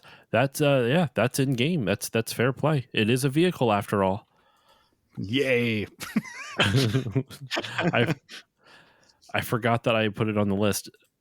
There we go. How can you forget about a floating school?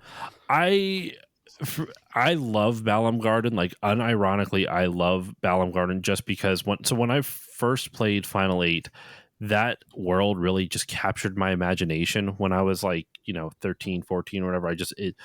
Even though now thinking back to it, it's kind of wild that it's students going to war. Like, you have a whole school dedicated to teaching teenagers how to be mercenaries. It's kind of fucked up. Extremely.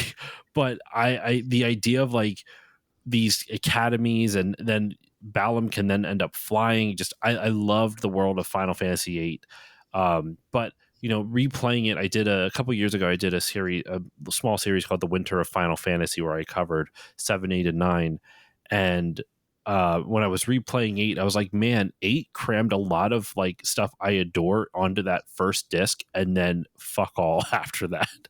It's the most Miyazaki Final Fantasy. In what way? Like Studio Ghibli kind of thing. There's a little bit of horrors of war, wonders of childhood, interesting creatures that stay with you, a little bit of magic, and a little bit of just interesting devices and contraptions. I never really thought of that way, but that's kind of spot on. Yeah. Yeah, this just occurred to me right now. I'm like, God damn, yeah. I feel like the best thoughts sometimes happen on the fly while podcasting. This is why I never think. Just off mic, you're just stoically silent. Like, I got to save it all for content. Vibes only. All for content. All for content. All right, Annalisa, your 12th round pick. All right. Oh man, it's back to me already. Okay. I think that I'm going to choose my summon. Okay. And I just want chocobos, so I'm just gonna choose the chocobo. I think I was looking at the list and it just kind of fit the best with my theme. I don't know. I mean, you There's didn't so go with many. Carbuncle from Final Fantasy VIII, where it's kind of like this fox-looking like thing? Yeah, I'm not familiar with like 70% of these, so that's the problem. I just kind of gave up and thought chocobos would be cute. That's a fair point. There are a lot of summons and I tried not to like duplicate. Like, you're not going to. I try with the summon specifically. I thought it'd be silly to be like, well, this is Bahamut from Final Fantasy VII, and I'm choosing Bahamut from Final Fantasy VIII. That just felt like a little bit of a cop out. So I just. Oh yeah, Whole different debate. sense. What is the best Bahamut? Not for this. I have no idea. Final Fantasy 14's because it in canon destroyed half the world.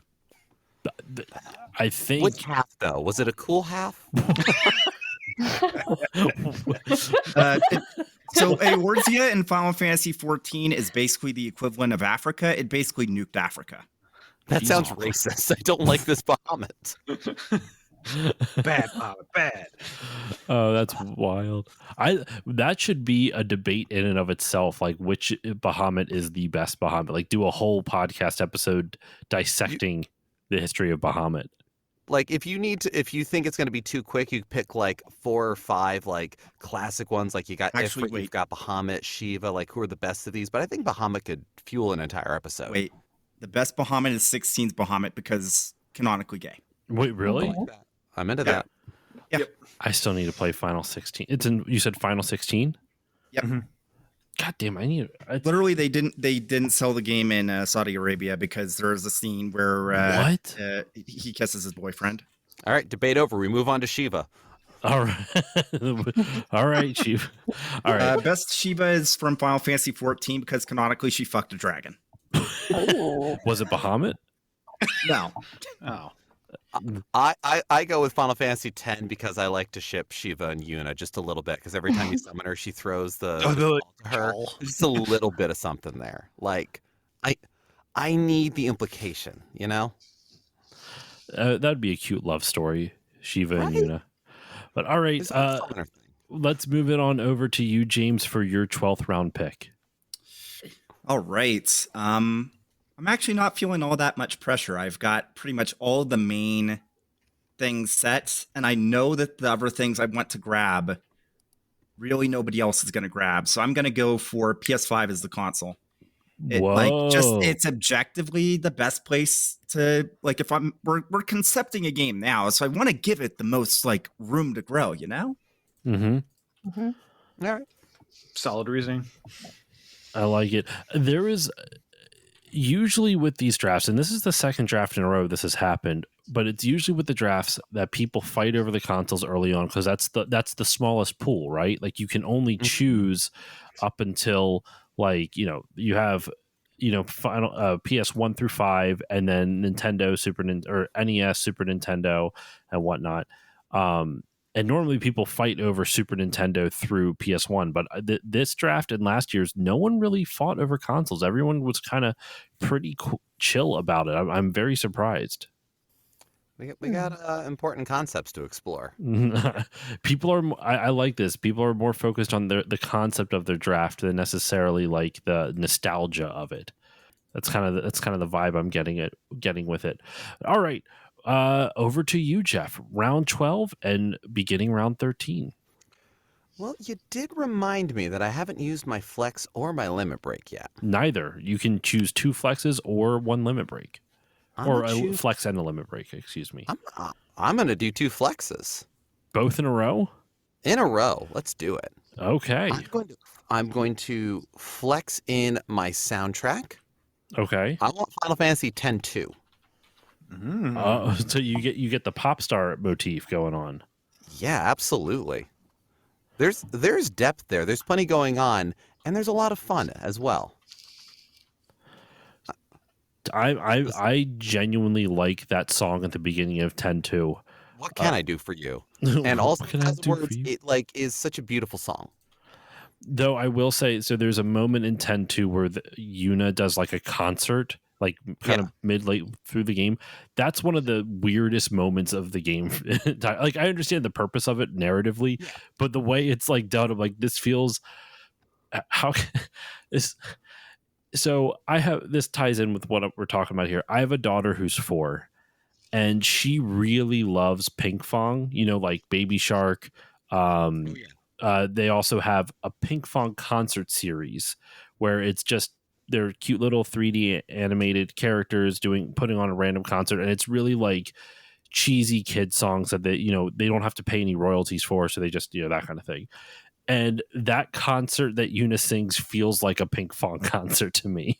Like, it's just like the everyone watching is animated really awkwardly. There's like no life to the crowd. They are way too into the performance for nothing coming from the crowd. It's this bizarre juxtaposition. Oh yeah, no. 10-2 is one of those games that I love these sorts of titles throughout video games, like Majora's Mask, where we have the assets already made. We can make a few new things, but we've got to make a game out of this. Mm-hmm. And so you get those really fun moments. And most of my playtime with both 10 and 10-2 was on the HD remaster. So those gulfs between how lifelike their models were was even bigger. It was amazing. And again, the facial animations on those really updated good for HD is amazing because we started playing Final Fantasy X. Sarah has all of her time with Final Fantasy has been for the first time us playing together. We start playing. She looks at Titus, main character of Final Fantasy X, and goes, "He looks dumb. Not like bad design. Like, looks like there is nothing going on in that man's head." There isn't. It really isn't. It is a. You just knock on his head and you hear an echo. Yeah. Jeff, you're kicking off round 13 now. Yeah, with my other flex, and I'm going to bring in my secondary villain. Let me double check one more time, make sure they're not on the list here. I have no belief that they would be, but yeah, no, I'm going to flex in Gilgamesh, specifically Final Fantasy V, but frankly, it's all the same Gilgamesh. I think I did that before because Gilgamesh is a summon in Final 5 as well, right? Or no? In Final Fantasy VIII. I knew in Final 8. All right. Do I? And is implied to be. You can flex Gilgamesh in. My question is, do I? Oh wait, no. Gilgamesh is a character in Final 5, though. Yeah, he's a boss fight. He's a recurring boss. Yeah. Okay, so but not a summon. All right, yeah, that's fine. I was going to say I was trying to. Oh, sorry, what? Gilgamesh on the list. Do you specify which game? Because like the one for Final Fantasy V is in like 6 or 7 other games. Well, I guess it depends. Like, can you summon Gilgamesh in 5? No, you can't. So he's only a summon in 8, and then Gilgamesh. What would he be in any other? Like, he wouldn't be an ultra boss or a main villain in Final. Well, no, he's an ultra boss in a couple of games. Like in 12, I think he's a boss, right? Yeah. What do I have? There is one where he's like a big one. I can't remember which game that is though. So that's the thing with once again with Final Fantasy, it is kind of up to debate for a lot of these things. So like every year stuff gets changed ever so slightly. What do I have for 12s? I have Yasmat for 12's final ultra boss. Mm-hmm. Not 12, sorry. Which one were you saying, James? Was it 12? Like he was a boss in 12. The reason I know that is that he like he has a bunch of different weapons from previous like Final Fantasy protagonists that are like on his character model, like Cloud's like Buster Sword and so on and so forth. So it's really But would fun. you consider him an ultra boss of the game, like the ultra boss of that game? I wouldn't consider him the ultra boss, but he is definitely one of the harder optional bosses. So that's He's a recurring fight. So that's why. So Gilgamesh is only a summon in 8. He's not an ultra boss, a main villain, or a secondary villain. So that's why he's not on any of the lists. So that's what I was trying to debate was, by you drafting Gilgamesh, Jeff, does that take him out from the summon pool? And I'm gonna say no, because it's a different game and it's a completely different category on top of that. It's not like you. Yeah, I think that's fine. I don't know. Maybe I'll change my mind later, but as of now, I'm just going to say it. And because I also think, how many summons are left? Really, there's 2 summons. So someone, if I'll leave Gilgamesh open. I'll leave Gilgamesh open. I will say honestly that storyline wise, it is implied that the Gilgamesh you don't even control summoning. He just shows up as a summon in Final Fantasy VIII. Is the same one from Final Fantasy V. He references one of the characters. Most of the games where Gilgamesh is a character, it is the same Gilgamesh is the implication. Oh, yes. Well then, you know what? I think we will change it. That eliminates Gilgamesh from the summon draft pool. Nice. He's not a very good summon. Yeah. He has cardboard arms. Come on. Asked and answered. All right, well, that is settled. Gilgamesh is off the table for summon. He is a secondary villain in Jeff's draft. James, over to you for your 13th pick. So I was debating what I was going to do for secondary villain, but that last pick made me realize the perfect and most hilarious option. I'm going to flex a secondary villain from Final Fantasy XI. Gilgamesh from Final Fantasy XI, who is a pirate. Double Gilga. That's not a joke. Like, if you look at Gilgamesh from Final Fantasy XI, he is legitimately a pirate with an eye patch and everything. That excellent. And I think that is, yeah, I have to honor it. Like, I was like, can we do another Gilgamesh? Even though I took him off the, very different Gilgamesh. It's a very different Gilgamesh, and on top of that, different game, completely, like, not even part of any of the categories. Like, didn't you say it's like an NPC pretty much? Yeah, he plays a part in some of the plot, but he is very much a different character. Like, let me just grab this image link from FF11 Cyclopedia, and I'll just post it in this so people can see it. Someone also should share Beaver Boy in there too. Just saying. Just so I could see this 16-year-old child, apparently, that looks... That's definitely a pirate. There, yes, that is a pirate. Look at that red eye patch. Okay. I'm gonna hit you with Guy. Oh, I can't wait for this. Let's do that. Let me look at Guy. Yeah, that's exactly the photo I found. Yep, Beefy Boy. That is the original art for Guy. I love how stubby his legs are, and that his knees bend very far back, and then he's got a cod piece. I think it's because he's thick. He is thick.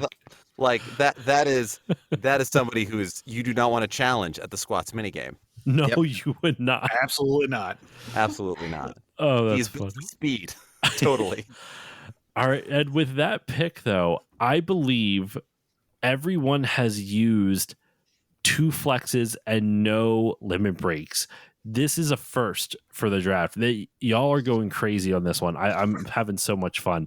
Annalisa, over to you for round 13.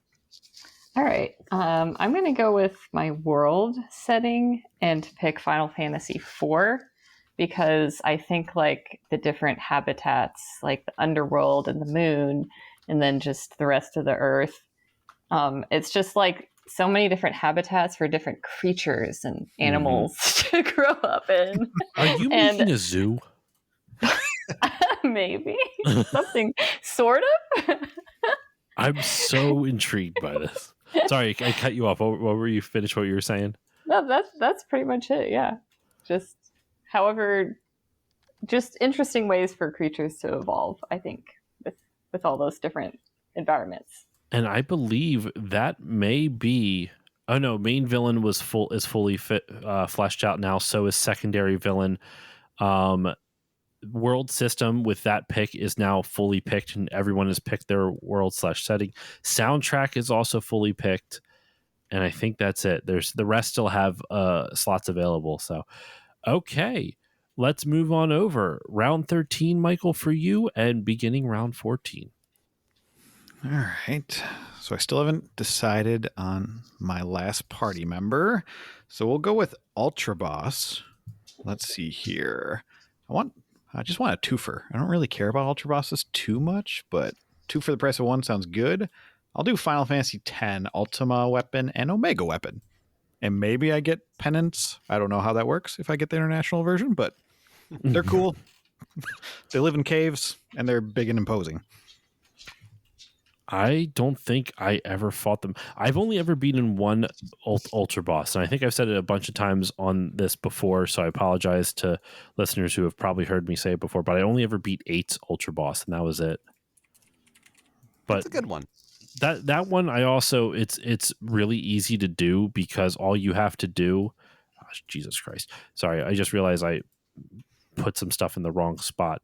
My Ultra Boss is Balam Garden. Yeah, I put his vehicle in the Ultra Boss slot. I didn't even notice that. Sometimes that happens. I'm like, that doesn't make successfully sense. get hot dogs to win. What playing the Japanese version? One of the other drafts, author Aiden Mower was on, and his number one overall pick was Zell, and he drafted his entire game around Zell and eating hot dogs. It was really good. I like that. It was pretty nuts. But all right, Michael, your round 14 pick. All right. So what do I have left? Party member.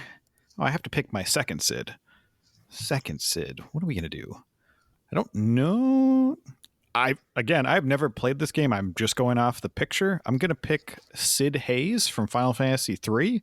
He just looks like a jolly old man, inventor, just a typical old dude. I'm going to have that Sid be in my game somewhere. Okay. Let me put that in there. Yeah, that's a massive. It's a great pick. He feels like the type of person that you would just see like sitting outside their house on a porch, like playing a banjo. Oh, perfect for my Final Fantasy X world. Sold. Is he playing dueling banjos? I was about to go into the Ghostbusters theme. I just realized not dueling banjos. I was going. I'm losing the thread. All right, we're going to move on over back to you, Annalisa, for your 14th pick. I think one of the only things I have left that is competitive right now is the console. So I'm going to choose the SNES just because I'm kind of... When I play turn-based RPGs, I really just like the 2D format just the best of anything, whether it's like Chrono Trigger, Sea of Stars, the old Final Fantasies. That's just my favorite way, or Octopath Traveler. It's my favorite way to play, and just the SNES has just the perfect style for that already, I think. I love I think the Super Nintendo for me is just I love the chibi art style of Final Fantasies on that. It just something about it just really speaks to me. So I'm with you on that. Totally. Same. All right, James, your 14th pick. All right. I am going to summon Carbuncle. Oh. The reason why is this actually ties perfectly in to Tarutaru. I said that she doesn't know how powerful she is. During a part of the story in Final Fantasy XIV, she feels like she needs to take on a combat vocation. So she tries to become an Arcanist, which is the baby version of a summoner. And she summons a Carbuncle. It doesn't listen to her. And the implication is she never desummoned it. And it has stayed summoned off of her magic reserves for several years, which is why the implication is if she ever actually was serious about learning magic, she would be nigh unstoppable. Okay. Wait, so in your game, is there just a Carbuncle running loose then? Yes. I like it. You first found out about it, in Heavensward, which was the first major expansion, like 2015, and then in Endwalker, it's revealed that no, that carbuncle is still summoned. Somebody just found it wandering around, and it's like, this doesn't make sense. Carbuncles can only be summoned. Why is it just running around with nobody near it? Somebody left a summon. Someone left their summon on. Man. You were all correct to not laugh at that. Ridiculous. But all right, Jeff, your 14th pick, and starting round 15, we are going to begin the penultimate round on this with Jeff's second pick here. So, Jeff, go ahead with your 14th and 15th picks. Okay, I think for my 14th pick, I am finally going to choose a console. Okay. And I think I want it to be PS2. All right.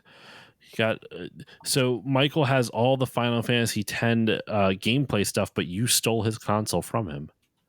Yeah, no, PS2 is a great console. I have nothing but wonderful things to say about PS1, but that was already chosen.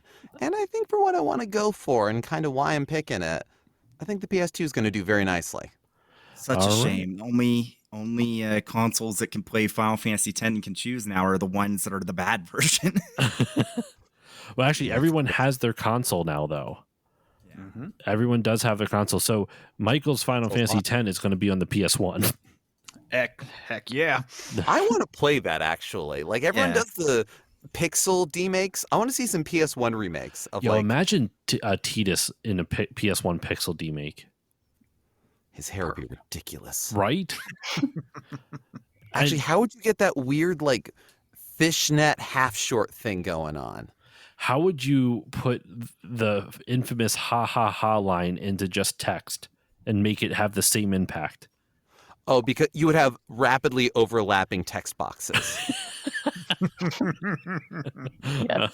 Like, you would actually then cut over to other party members looking at them, and the ha ha ha's would be showing up and covering up their faces. Yeah, creative but I know exactly what I want. You somehow get James Arnold Taylor to still record like stuff on the disc. It's just hidden. You'd put the PS or the FF10 demake in on the CD player onto a CD player. And it's just James Arnold Taylor laughing for like 20 minutes. Oh yeah, no, it's like the Symphony of the Night track that's on Castlevania. That whole like, as you can see, this is a PlayStation black disc. It's James Arnold Taylor, just audio drama. Ha ha ha. Yeah, we don't need that one singing song in Final Fantasy VIII. Just fill it with Tidus' laughter. Oh god, more space is left on the disc. It is filled with laughter. I haven't even picked Tidus, but he can still be there. I always said Titus, and then I was corrected. I still prefer Titus over Tidus, but my heart is Titus, but I know it's Tidus. It makes more sense, but I also am going off of Kingdom Hearts. Yep. I mean, is it Ket Shi or Kate Sith? Like, whatever. Well, all right, Jeff, your round 15 pick, sending us off on the penultimate, or starting us off, on the penultimate round. Yeah. Penultimate, whatever. I think it's penultimate. Is there a T anyway? Is it pentultimate or is it penultimate? I don't know. I think it's penultimate. Yeah. With a T in the middle there? No T. Well, I mean, No T. Silent T. A few towards the A end. silent T. All right, Jeff. But anyway, round 15. I'm losing the thread. We're all losing the thread, and I think we need to get back to basics. So I think for my Sid, I want OG Sid from Final Fantasy II. Okay. Let me get him on there. Just I have him. I forgot I have him credited as just OG Sid, the original gangster Sid. I love it. Nice. All I don't right. think he has any other name. It's just Sid, as far as I'm aware. Like yeah. But You know, there is no need to be anything other than Sid when you are this. when Sid. you are the Sid, every other Sid Sid. derives from you. Okay, James, your round 15 pick. Okay. I am going with vehicle airship from Final Fantasy XI because, fun fact, it is public transportation. It is real-time based. So, there's actual schedules for when the airships and any other sort of ferries will depart and arrive at different parts of the world. You cannot skip that. So if you are a minute late to your airship, you got to wait for the next one. And I just think that is very funny conceptually in like another like non-MMO world. That's fantastic. I that makes me really happy to hear. That was always one of those weird things with MMOs where, yeah, you are basically taking public transportation and there is a schedule, but it's also just, it's bonkers. But you need it to make the world feel big. I think one of my favorite memories of playing FF11 was going through the main scenario for Chains of Promathia, which required me to take like several ships to get to a ferry to get to a specific island for a cutscene. And while I was waiting for that last ferry, there was someone else waiting. I was like, oh, neat, because I was playing this in like 2021. I hop on, they invite me to a party, then they cast Warp 2 on me and wave as I teleport all the way back to my home point on the other end of the world. Oh, that's so mean. It's one of those troll moves that I can't even be mad about because it's like, you just can't, you don't get stuff like that anymore. It's like, man. That's I don't know if I will buy you a drink or murder you in cold blood, but you have elicited a reaction. Oh my god, that's amazing. Well, and actually, you know what? Sorry, never mind. That just makes me think of all like the only MMO point of reference I have is WoW, which has a similar thing with their airships. But how long did you say that time loop is, or that time between flights is? Like it's probably like in game. It's like every like 20-30 minutes or so. Wow, that's a crazy amount of time. Oh man, MMOs, man, they really like to make you wait. I don't want to say waste your time. Like I actually think part of it is a little bit immersion building because it makes the world feel real. Yeah, it does. Shout out to Dave Jackson. I always reference this episode, Dave from Tales from the Backlog, where he talks about like when games should be fun. Like, should a game always cater to your for convenience? And it's stuff like that where that's objectively like that's waste the player's time, but it kind of works in service of the game at the same time. Yeah. Like they literally do not make games like it anymore, which is why I can't help but be like, man, this is awesome. It is one of those things. I kind of look at it like some of the jobs that I held in my early 20s where I wouldn't trade the experience for anything, but you couldn't make me do it again for all the money in the world. That's a very, I feel you on that. All right, Annalisa, your 15th pick. Okay, I'm going to go with Battle System and take Final Fantasy VI for the Espers. Yeah. Yeah. Nice.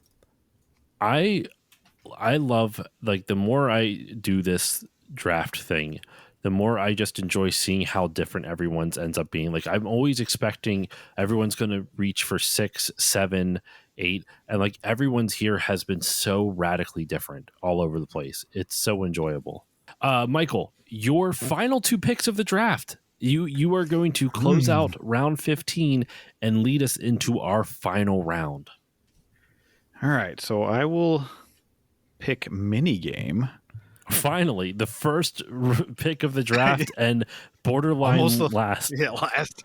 I think it would be awesome to see Yuna snowboard down Mount Ronso. So snowboarding from Final Fantasy VII. Ooh, yeah. I love it. Get the Ronsos like either encouraging or taunting you. Yes, exactly. You do a bad move, it's hornless behavior. That's great. So good.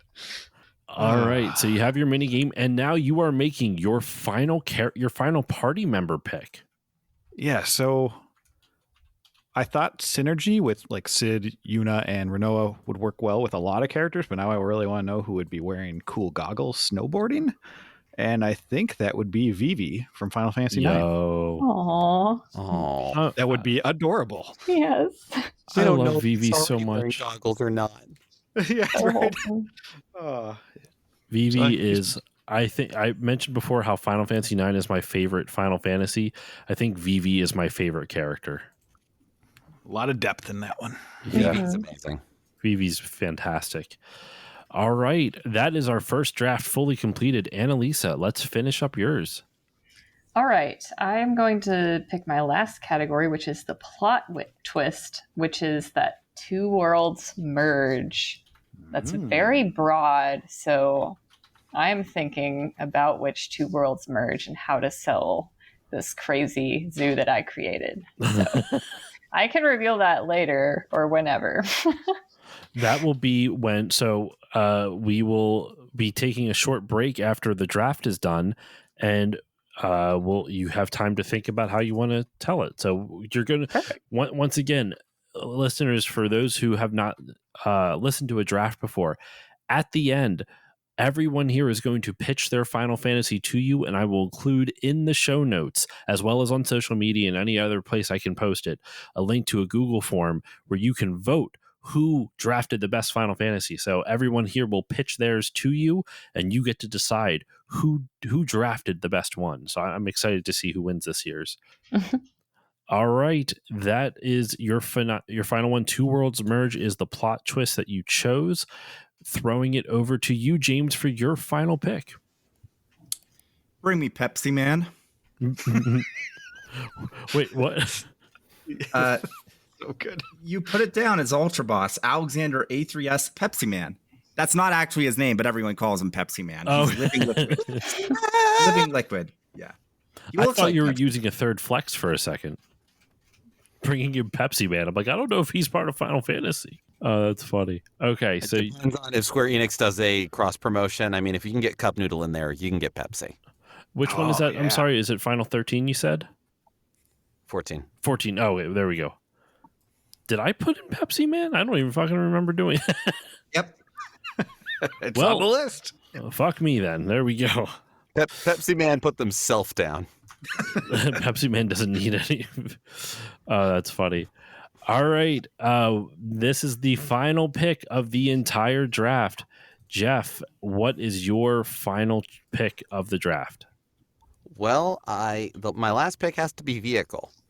And since I can't also pick squats as a vehicle, mostly because I've used both of my flexes, otherwise I would be, I have chosen the Blackjack from Final Fantasy VI. Specifically, World of Ruin Blackjack. Okay. That is our final pick of this year's draft. 16 rounds, 64 total picks have been entered.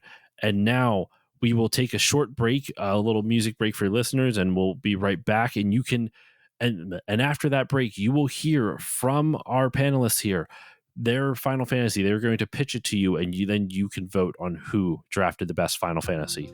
We'll see you after the music.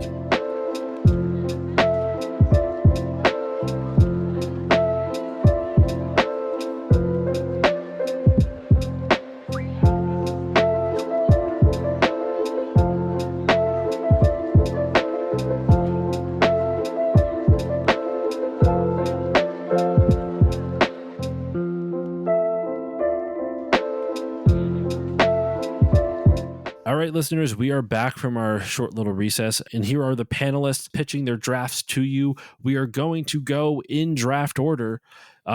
Jeff, starting off with you, pitch your Final Fantasy. Okay, so you might have noticed something in common with all of my party members. They all have the capability of fighting with fist weapons. Mm-hmm. So what I'm proposing is something more like a fighting game. Oh, okay. Takes place. You have an infinite time loop. You have something that's more of one of the more island remote areas of Ivalice, where the mist is stronger and has made strange occurrences happen and pulled in interesting people. Ferris is the one who has sailed them over there as far as trying to solve what's going on. And it is, in fact, a infinite time loop of trying to defeat X-Death. Gilgamesh sometimes helps, sometimes hinders, sometimes is implied as he the one that brought them there in the first place. Oh. I chose the PS2 because I'm a big fan of Dream Factory's games of Air Guys and Tobal No. 1, Tobal 2, and The Bouncer, and I feel that that kind of idea of a more beat-em-up-ish RPG is kind of where these things come in, and you are, in fact, using the Final Fantasy II battle system to make your characters better, stronger through all of the trials you go through. Squats is extremely important in this. And Doom Train is actually how you get around, and Riku keeps it running. The blackjack is the source of sort of your gold saucer, your mini game. You may have noticed I said World of Ruin blackjack, which has crashed. And that's where Sid is. Sid is kind of your commerce. You don't know how he gets on or off the island, but he always seems to, and he's on this broken airship. But there's games to play. It's fine. And perhaps there is some kind of implication of royalty of folks, as Riku, Sabin, and Ferris all have royal blood, and there's some fun to be had here. We can develop that. We can play with that. But I'm most proud of the title. Fanal Fistiny.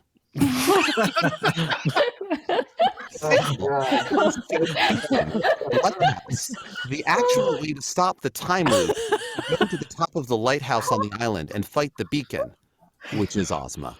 It's a great use of Ozma, by the way.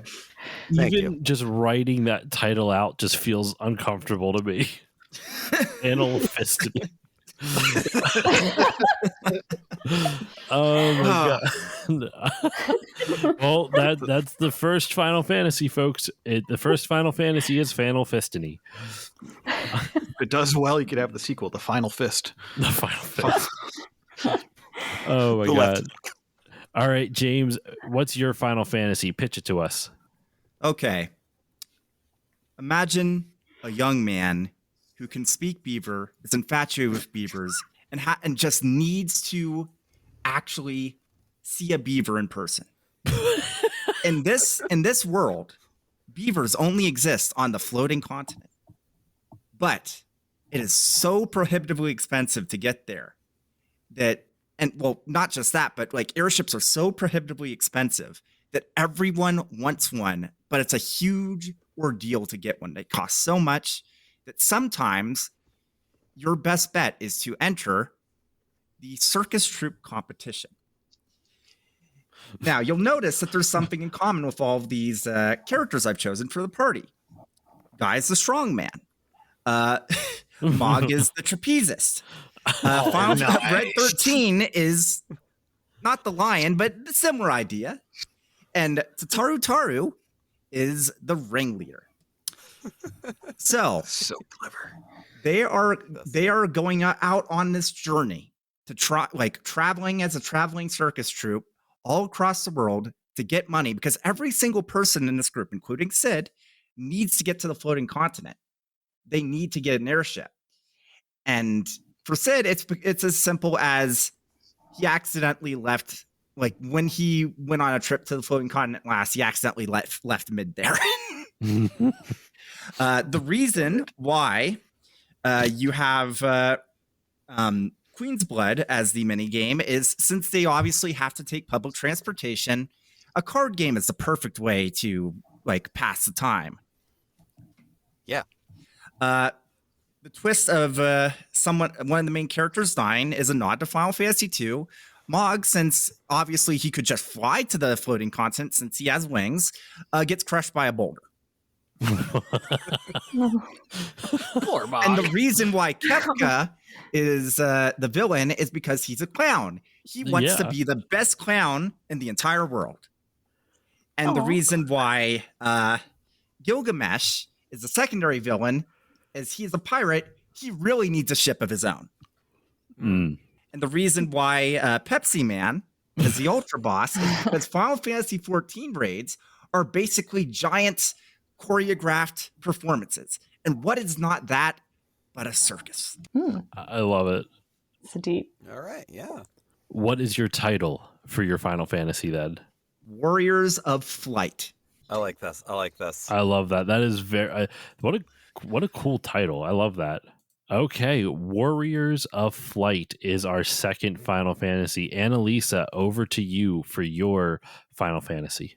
All right, here goes. So you're a mysterious young man named Clyde who leaves home at the young age of 10 years old, and you take the family dog with you to go explore the world, which it's Final Fantasy, but for some strange reason, there's just creatures and animals and things you can summon and fight with everywhere. So along the way, you just devote yourself to becoming a master of all these. Yes. How did I not see this coming? Whether you're going catching goldfish in the pool, so you can maybe train them to become giant dragons, or you're catching a octopus. Sorry, I forgot the octopus from Ultros? Pokemon's. Ultros. I mean from Pokemon. I don't know. Yeah, I blanked on his name. Anyway, and you just devote your life to just training these creatures. You even adopt Gal along the way, who thinks that he's a creature and grew up among them. So it's a strange world, and you're wondering like why every boss you encounter is just summoning all these creatures, or is it just a giant dragon itself? And then you eventually, even your Sid is like a bug. It's very strange, but you're exploring you're going to the moon, you're going underground to just try to find as many creatures and espers and summons as you can.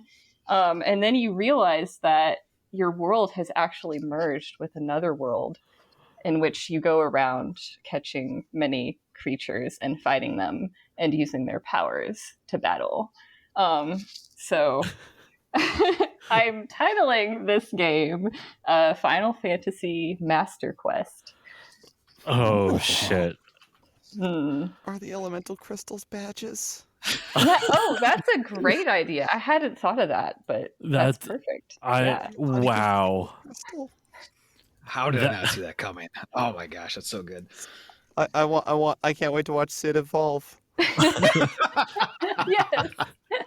So, I'm a pretty little butterfly. Oh wait, he's already kind of just making sure in this version Gal was a Pokemon. Yeah. Pretty much. So he says his name. He just runs around saying, "Go." You're go. right. He does. Are you sure he's saying his name and not imitating a bark? Oh, that's a good point. I mean, yeah. So, Annalise, have you played any of the recent Like a Dragon games? No, I have not. There is a Pokemon side quest in both of them, and they are just basically the thugs and guys you fight, and you're using them like Pokemon. Oh my gosh. You're literally gathering goons in the historical sense of the word. Yeah. Nice. And the ways that they just kind of get as close to getting sued as they can the entire time is amazing. And in the most Infinite Wealth, the recent one, they really go for it. Like, just look up a little bit about it. You don't have to play the whole thing, but I'm reminded of that with Gao. Like a Dragon? Yeah, it used to be called Yakuza. Oh, yeah. Okay. Yeah, but Like a Dragon Infinite Wealth is the newest one. It came out last year. That one has like a really developed, they have an Elite Four. They have a whole league. It's wild. Wow. I did not know that either. That's awesome. You know, you've got to dispatch them all. That's sick. All right. We are here for the final. We are now up to the final draft for our Final Fantasy draft. Michael, what is your Final Fantasy? All right, so we're living in the beautiful world of Final Fantasy X. Everything's kind of hunky-dory. Things are good, minus there's these rebellious factions like the Albed, the Ronso, and they're kind of all part of these radical religious factions. And we think they're spin-offs of the great religion of Spira. So Cid is tasked with protecting Yuna as she goes from battle to battle, sending the dead off to the far plane. But she goes to this one brutal battle, and when she does the sending, there's such a big influx of dead bodies going off into the far plane that she sees the future. And so she thinks that maybe there might be other futures out there with other religions besides the big one. So Cid agrees that this sounds like a more freeing society to go, be able to pray to whatever god you want to. So they go and find people that are like-minded. So they go and meet Renoa and Vivi that are on a resistance group trying to figure out why the one religion is the only religion around. And that is called the Ultima religion. because High Priest Ultimecia runs it. So eventually, this one religion, they're covering up every single other religion because Ultimecia, her whole goal is to just make one religion into one timeline. And so her plan is to take over Yuna because she's like, oh, if she's a summoner, I could use that power and make everybody disappear. But we find out someone else is in the background overseeing Ultimecia's plans, and that is Caius. And he, like in Final Fantasy X, but we're going to do it in Final Fantasy VIII, and we're not going to have the lyric music. We're just going to have him talking to you. So like in Final Fantasy X, where you have Titus talking to the narrator, it's actually going to be Caius talking to the player, saying, this is my story. And he's going to say, people die, and Yuna dances. And Caius is the future father, or let's see here. How would I say this? Yuna is the daughter of Caius from the future. So he took Ultimecia's power of going through time, and to save her, he's going through and killing all the timelines so she survives. Oh, that's wild. Yeah. Sweet. Wow. Yeah. This is well thought out. Yeah. Oh, thank you. So at the end, he ends up killing Ultimecia because he doesn't want her to take over his daughter. But then you have to stop Daddy Caius because he's deciding to save Yuna, but he's killing every single existence that she came from. Okay. It's a bit much. It is a little heavy compared to the others, but I like it. What would you call this one, Michael? We'll call it Final Fantasy Ashes of Time. Ooh. I love it. Ashes of Time. Okay. That is our Sins of the past. That is the final draft from this year's Final Fantasy Draft. For just a quick recap, we have Final Fistiny, we have Warriors of Flight, or Jeff's is Final Fistiny, James's is Warriors of Flight, Annalisa's Final Fantasy Master Quest, and Michael's Final Fantasy Ashes of Time. So now that the draft is over, please go vote. The link will be in the show notes, as well as I will put it on Blue Sky and Instagram, and in my Discord for anyone in my Discord. But I will put it all there. So please vote and help choose who drafted the best Final Fantasy game in this year's Final Fantasy Draft. And I can't thank all my guests enough once again for joining me. This was an immense amount of fun. I loved doing every minute of this. Thank you all so much. And before we go, I need to throw it over to you one final time to give, shout outs, plugs. Where can the good people find you online? What would you like to promote? All that good stuff. We're going to go reverse draft order this time because we've been always going in draft order, but we'll switch it up. Michael, we're starting off with you. Where can the good people find you online, and what would you like to promote? So I run a podcast with my older brother called Bits of Time. So you just search Bits of Time. That's a fun one. And we also do a YouTube channel that's 90% different than our podcast. And we just passed 3,000 subscribers, and I'm really happy with that. So go check that out. YouTube's more like RPGs and Nintendo content, and Bits of Time is more topic-based debates and individual games. And thank you so much for having me. This has been a blast. Thank you for coming on. All right, Annalisa, what about you? Where can the good people find you online, and what would you like to promote? So I just like playing piano, mostly video game music online. So I do that. I make recordings on YouTube as Annalisa Keys, and I also am on Twitch. So if you catch me live on Twitch, then you can actually request songs live. All right. James, what about you? Where can everyone find you online, and what would you like to promote? So like I said earlier, I'm a freelance writer, but you can mostly find me at RPG sites. Though I want to shout out, not necessarily something for me directly, but shout out to Skybox, the new freelance outlet that a couple of buddies of mine just started up. I put up a review for the newest Katamari Damacy game, which is exclusive to Apple Arcade, and they're doing great work over there. And especially with the current state of games media, I really want to shout out the smaller outlets trying to make a place for criticism and whatnot. Yeah, Skybox has got a lot of great content and a lot of great articles and minds behind it. Yes, everyone, please go support that and support independent games media in general. As James said, the current landscape is pretty much a hellscape in that regard. So please go support independent media. Lots of great stuff going on all around there. And finally, last but certainly not least, Jeff, where can the good people find you online, and what would you like to promote? Well, you can find me and the things that I'm working on personally. I am a voice actor and a musician. You can find me across most social media at Jeff Makes Noise, and that's Jeff, Geoff, Makes Noise. For podcasting and a lot of consistent stuff that I put out, I am part of Fun and Games Podcast, and we're Fun and Games Pod across all social media and anywhere we go. funandgamespod.com. You'll find everything we're doing. Conversation and interview podcast about the culture and trends of gaming with a big focus on indie games, with the idea that every game is somebody's favorite and no one person can play every game that's out there. So that's where we all come in.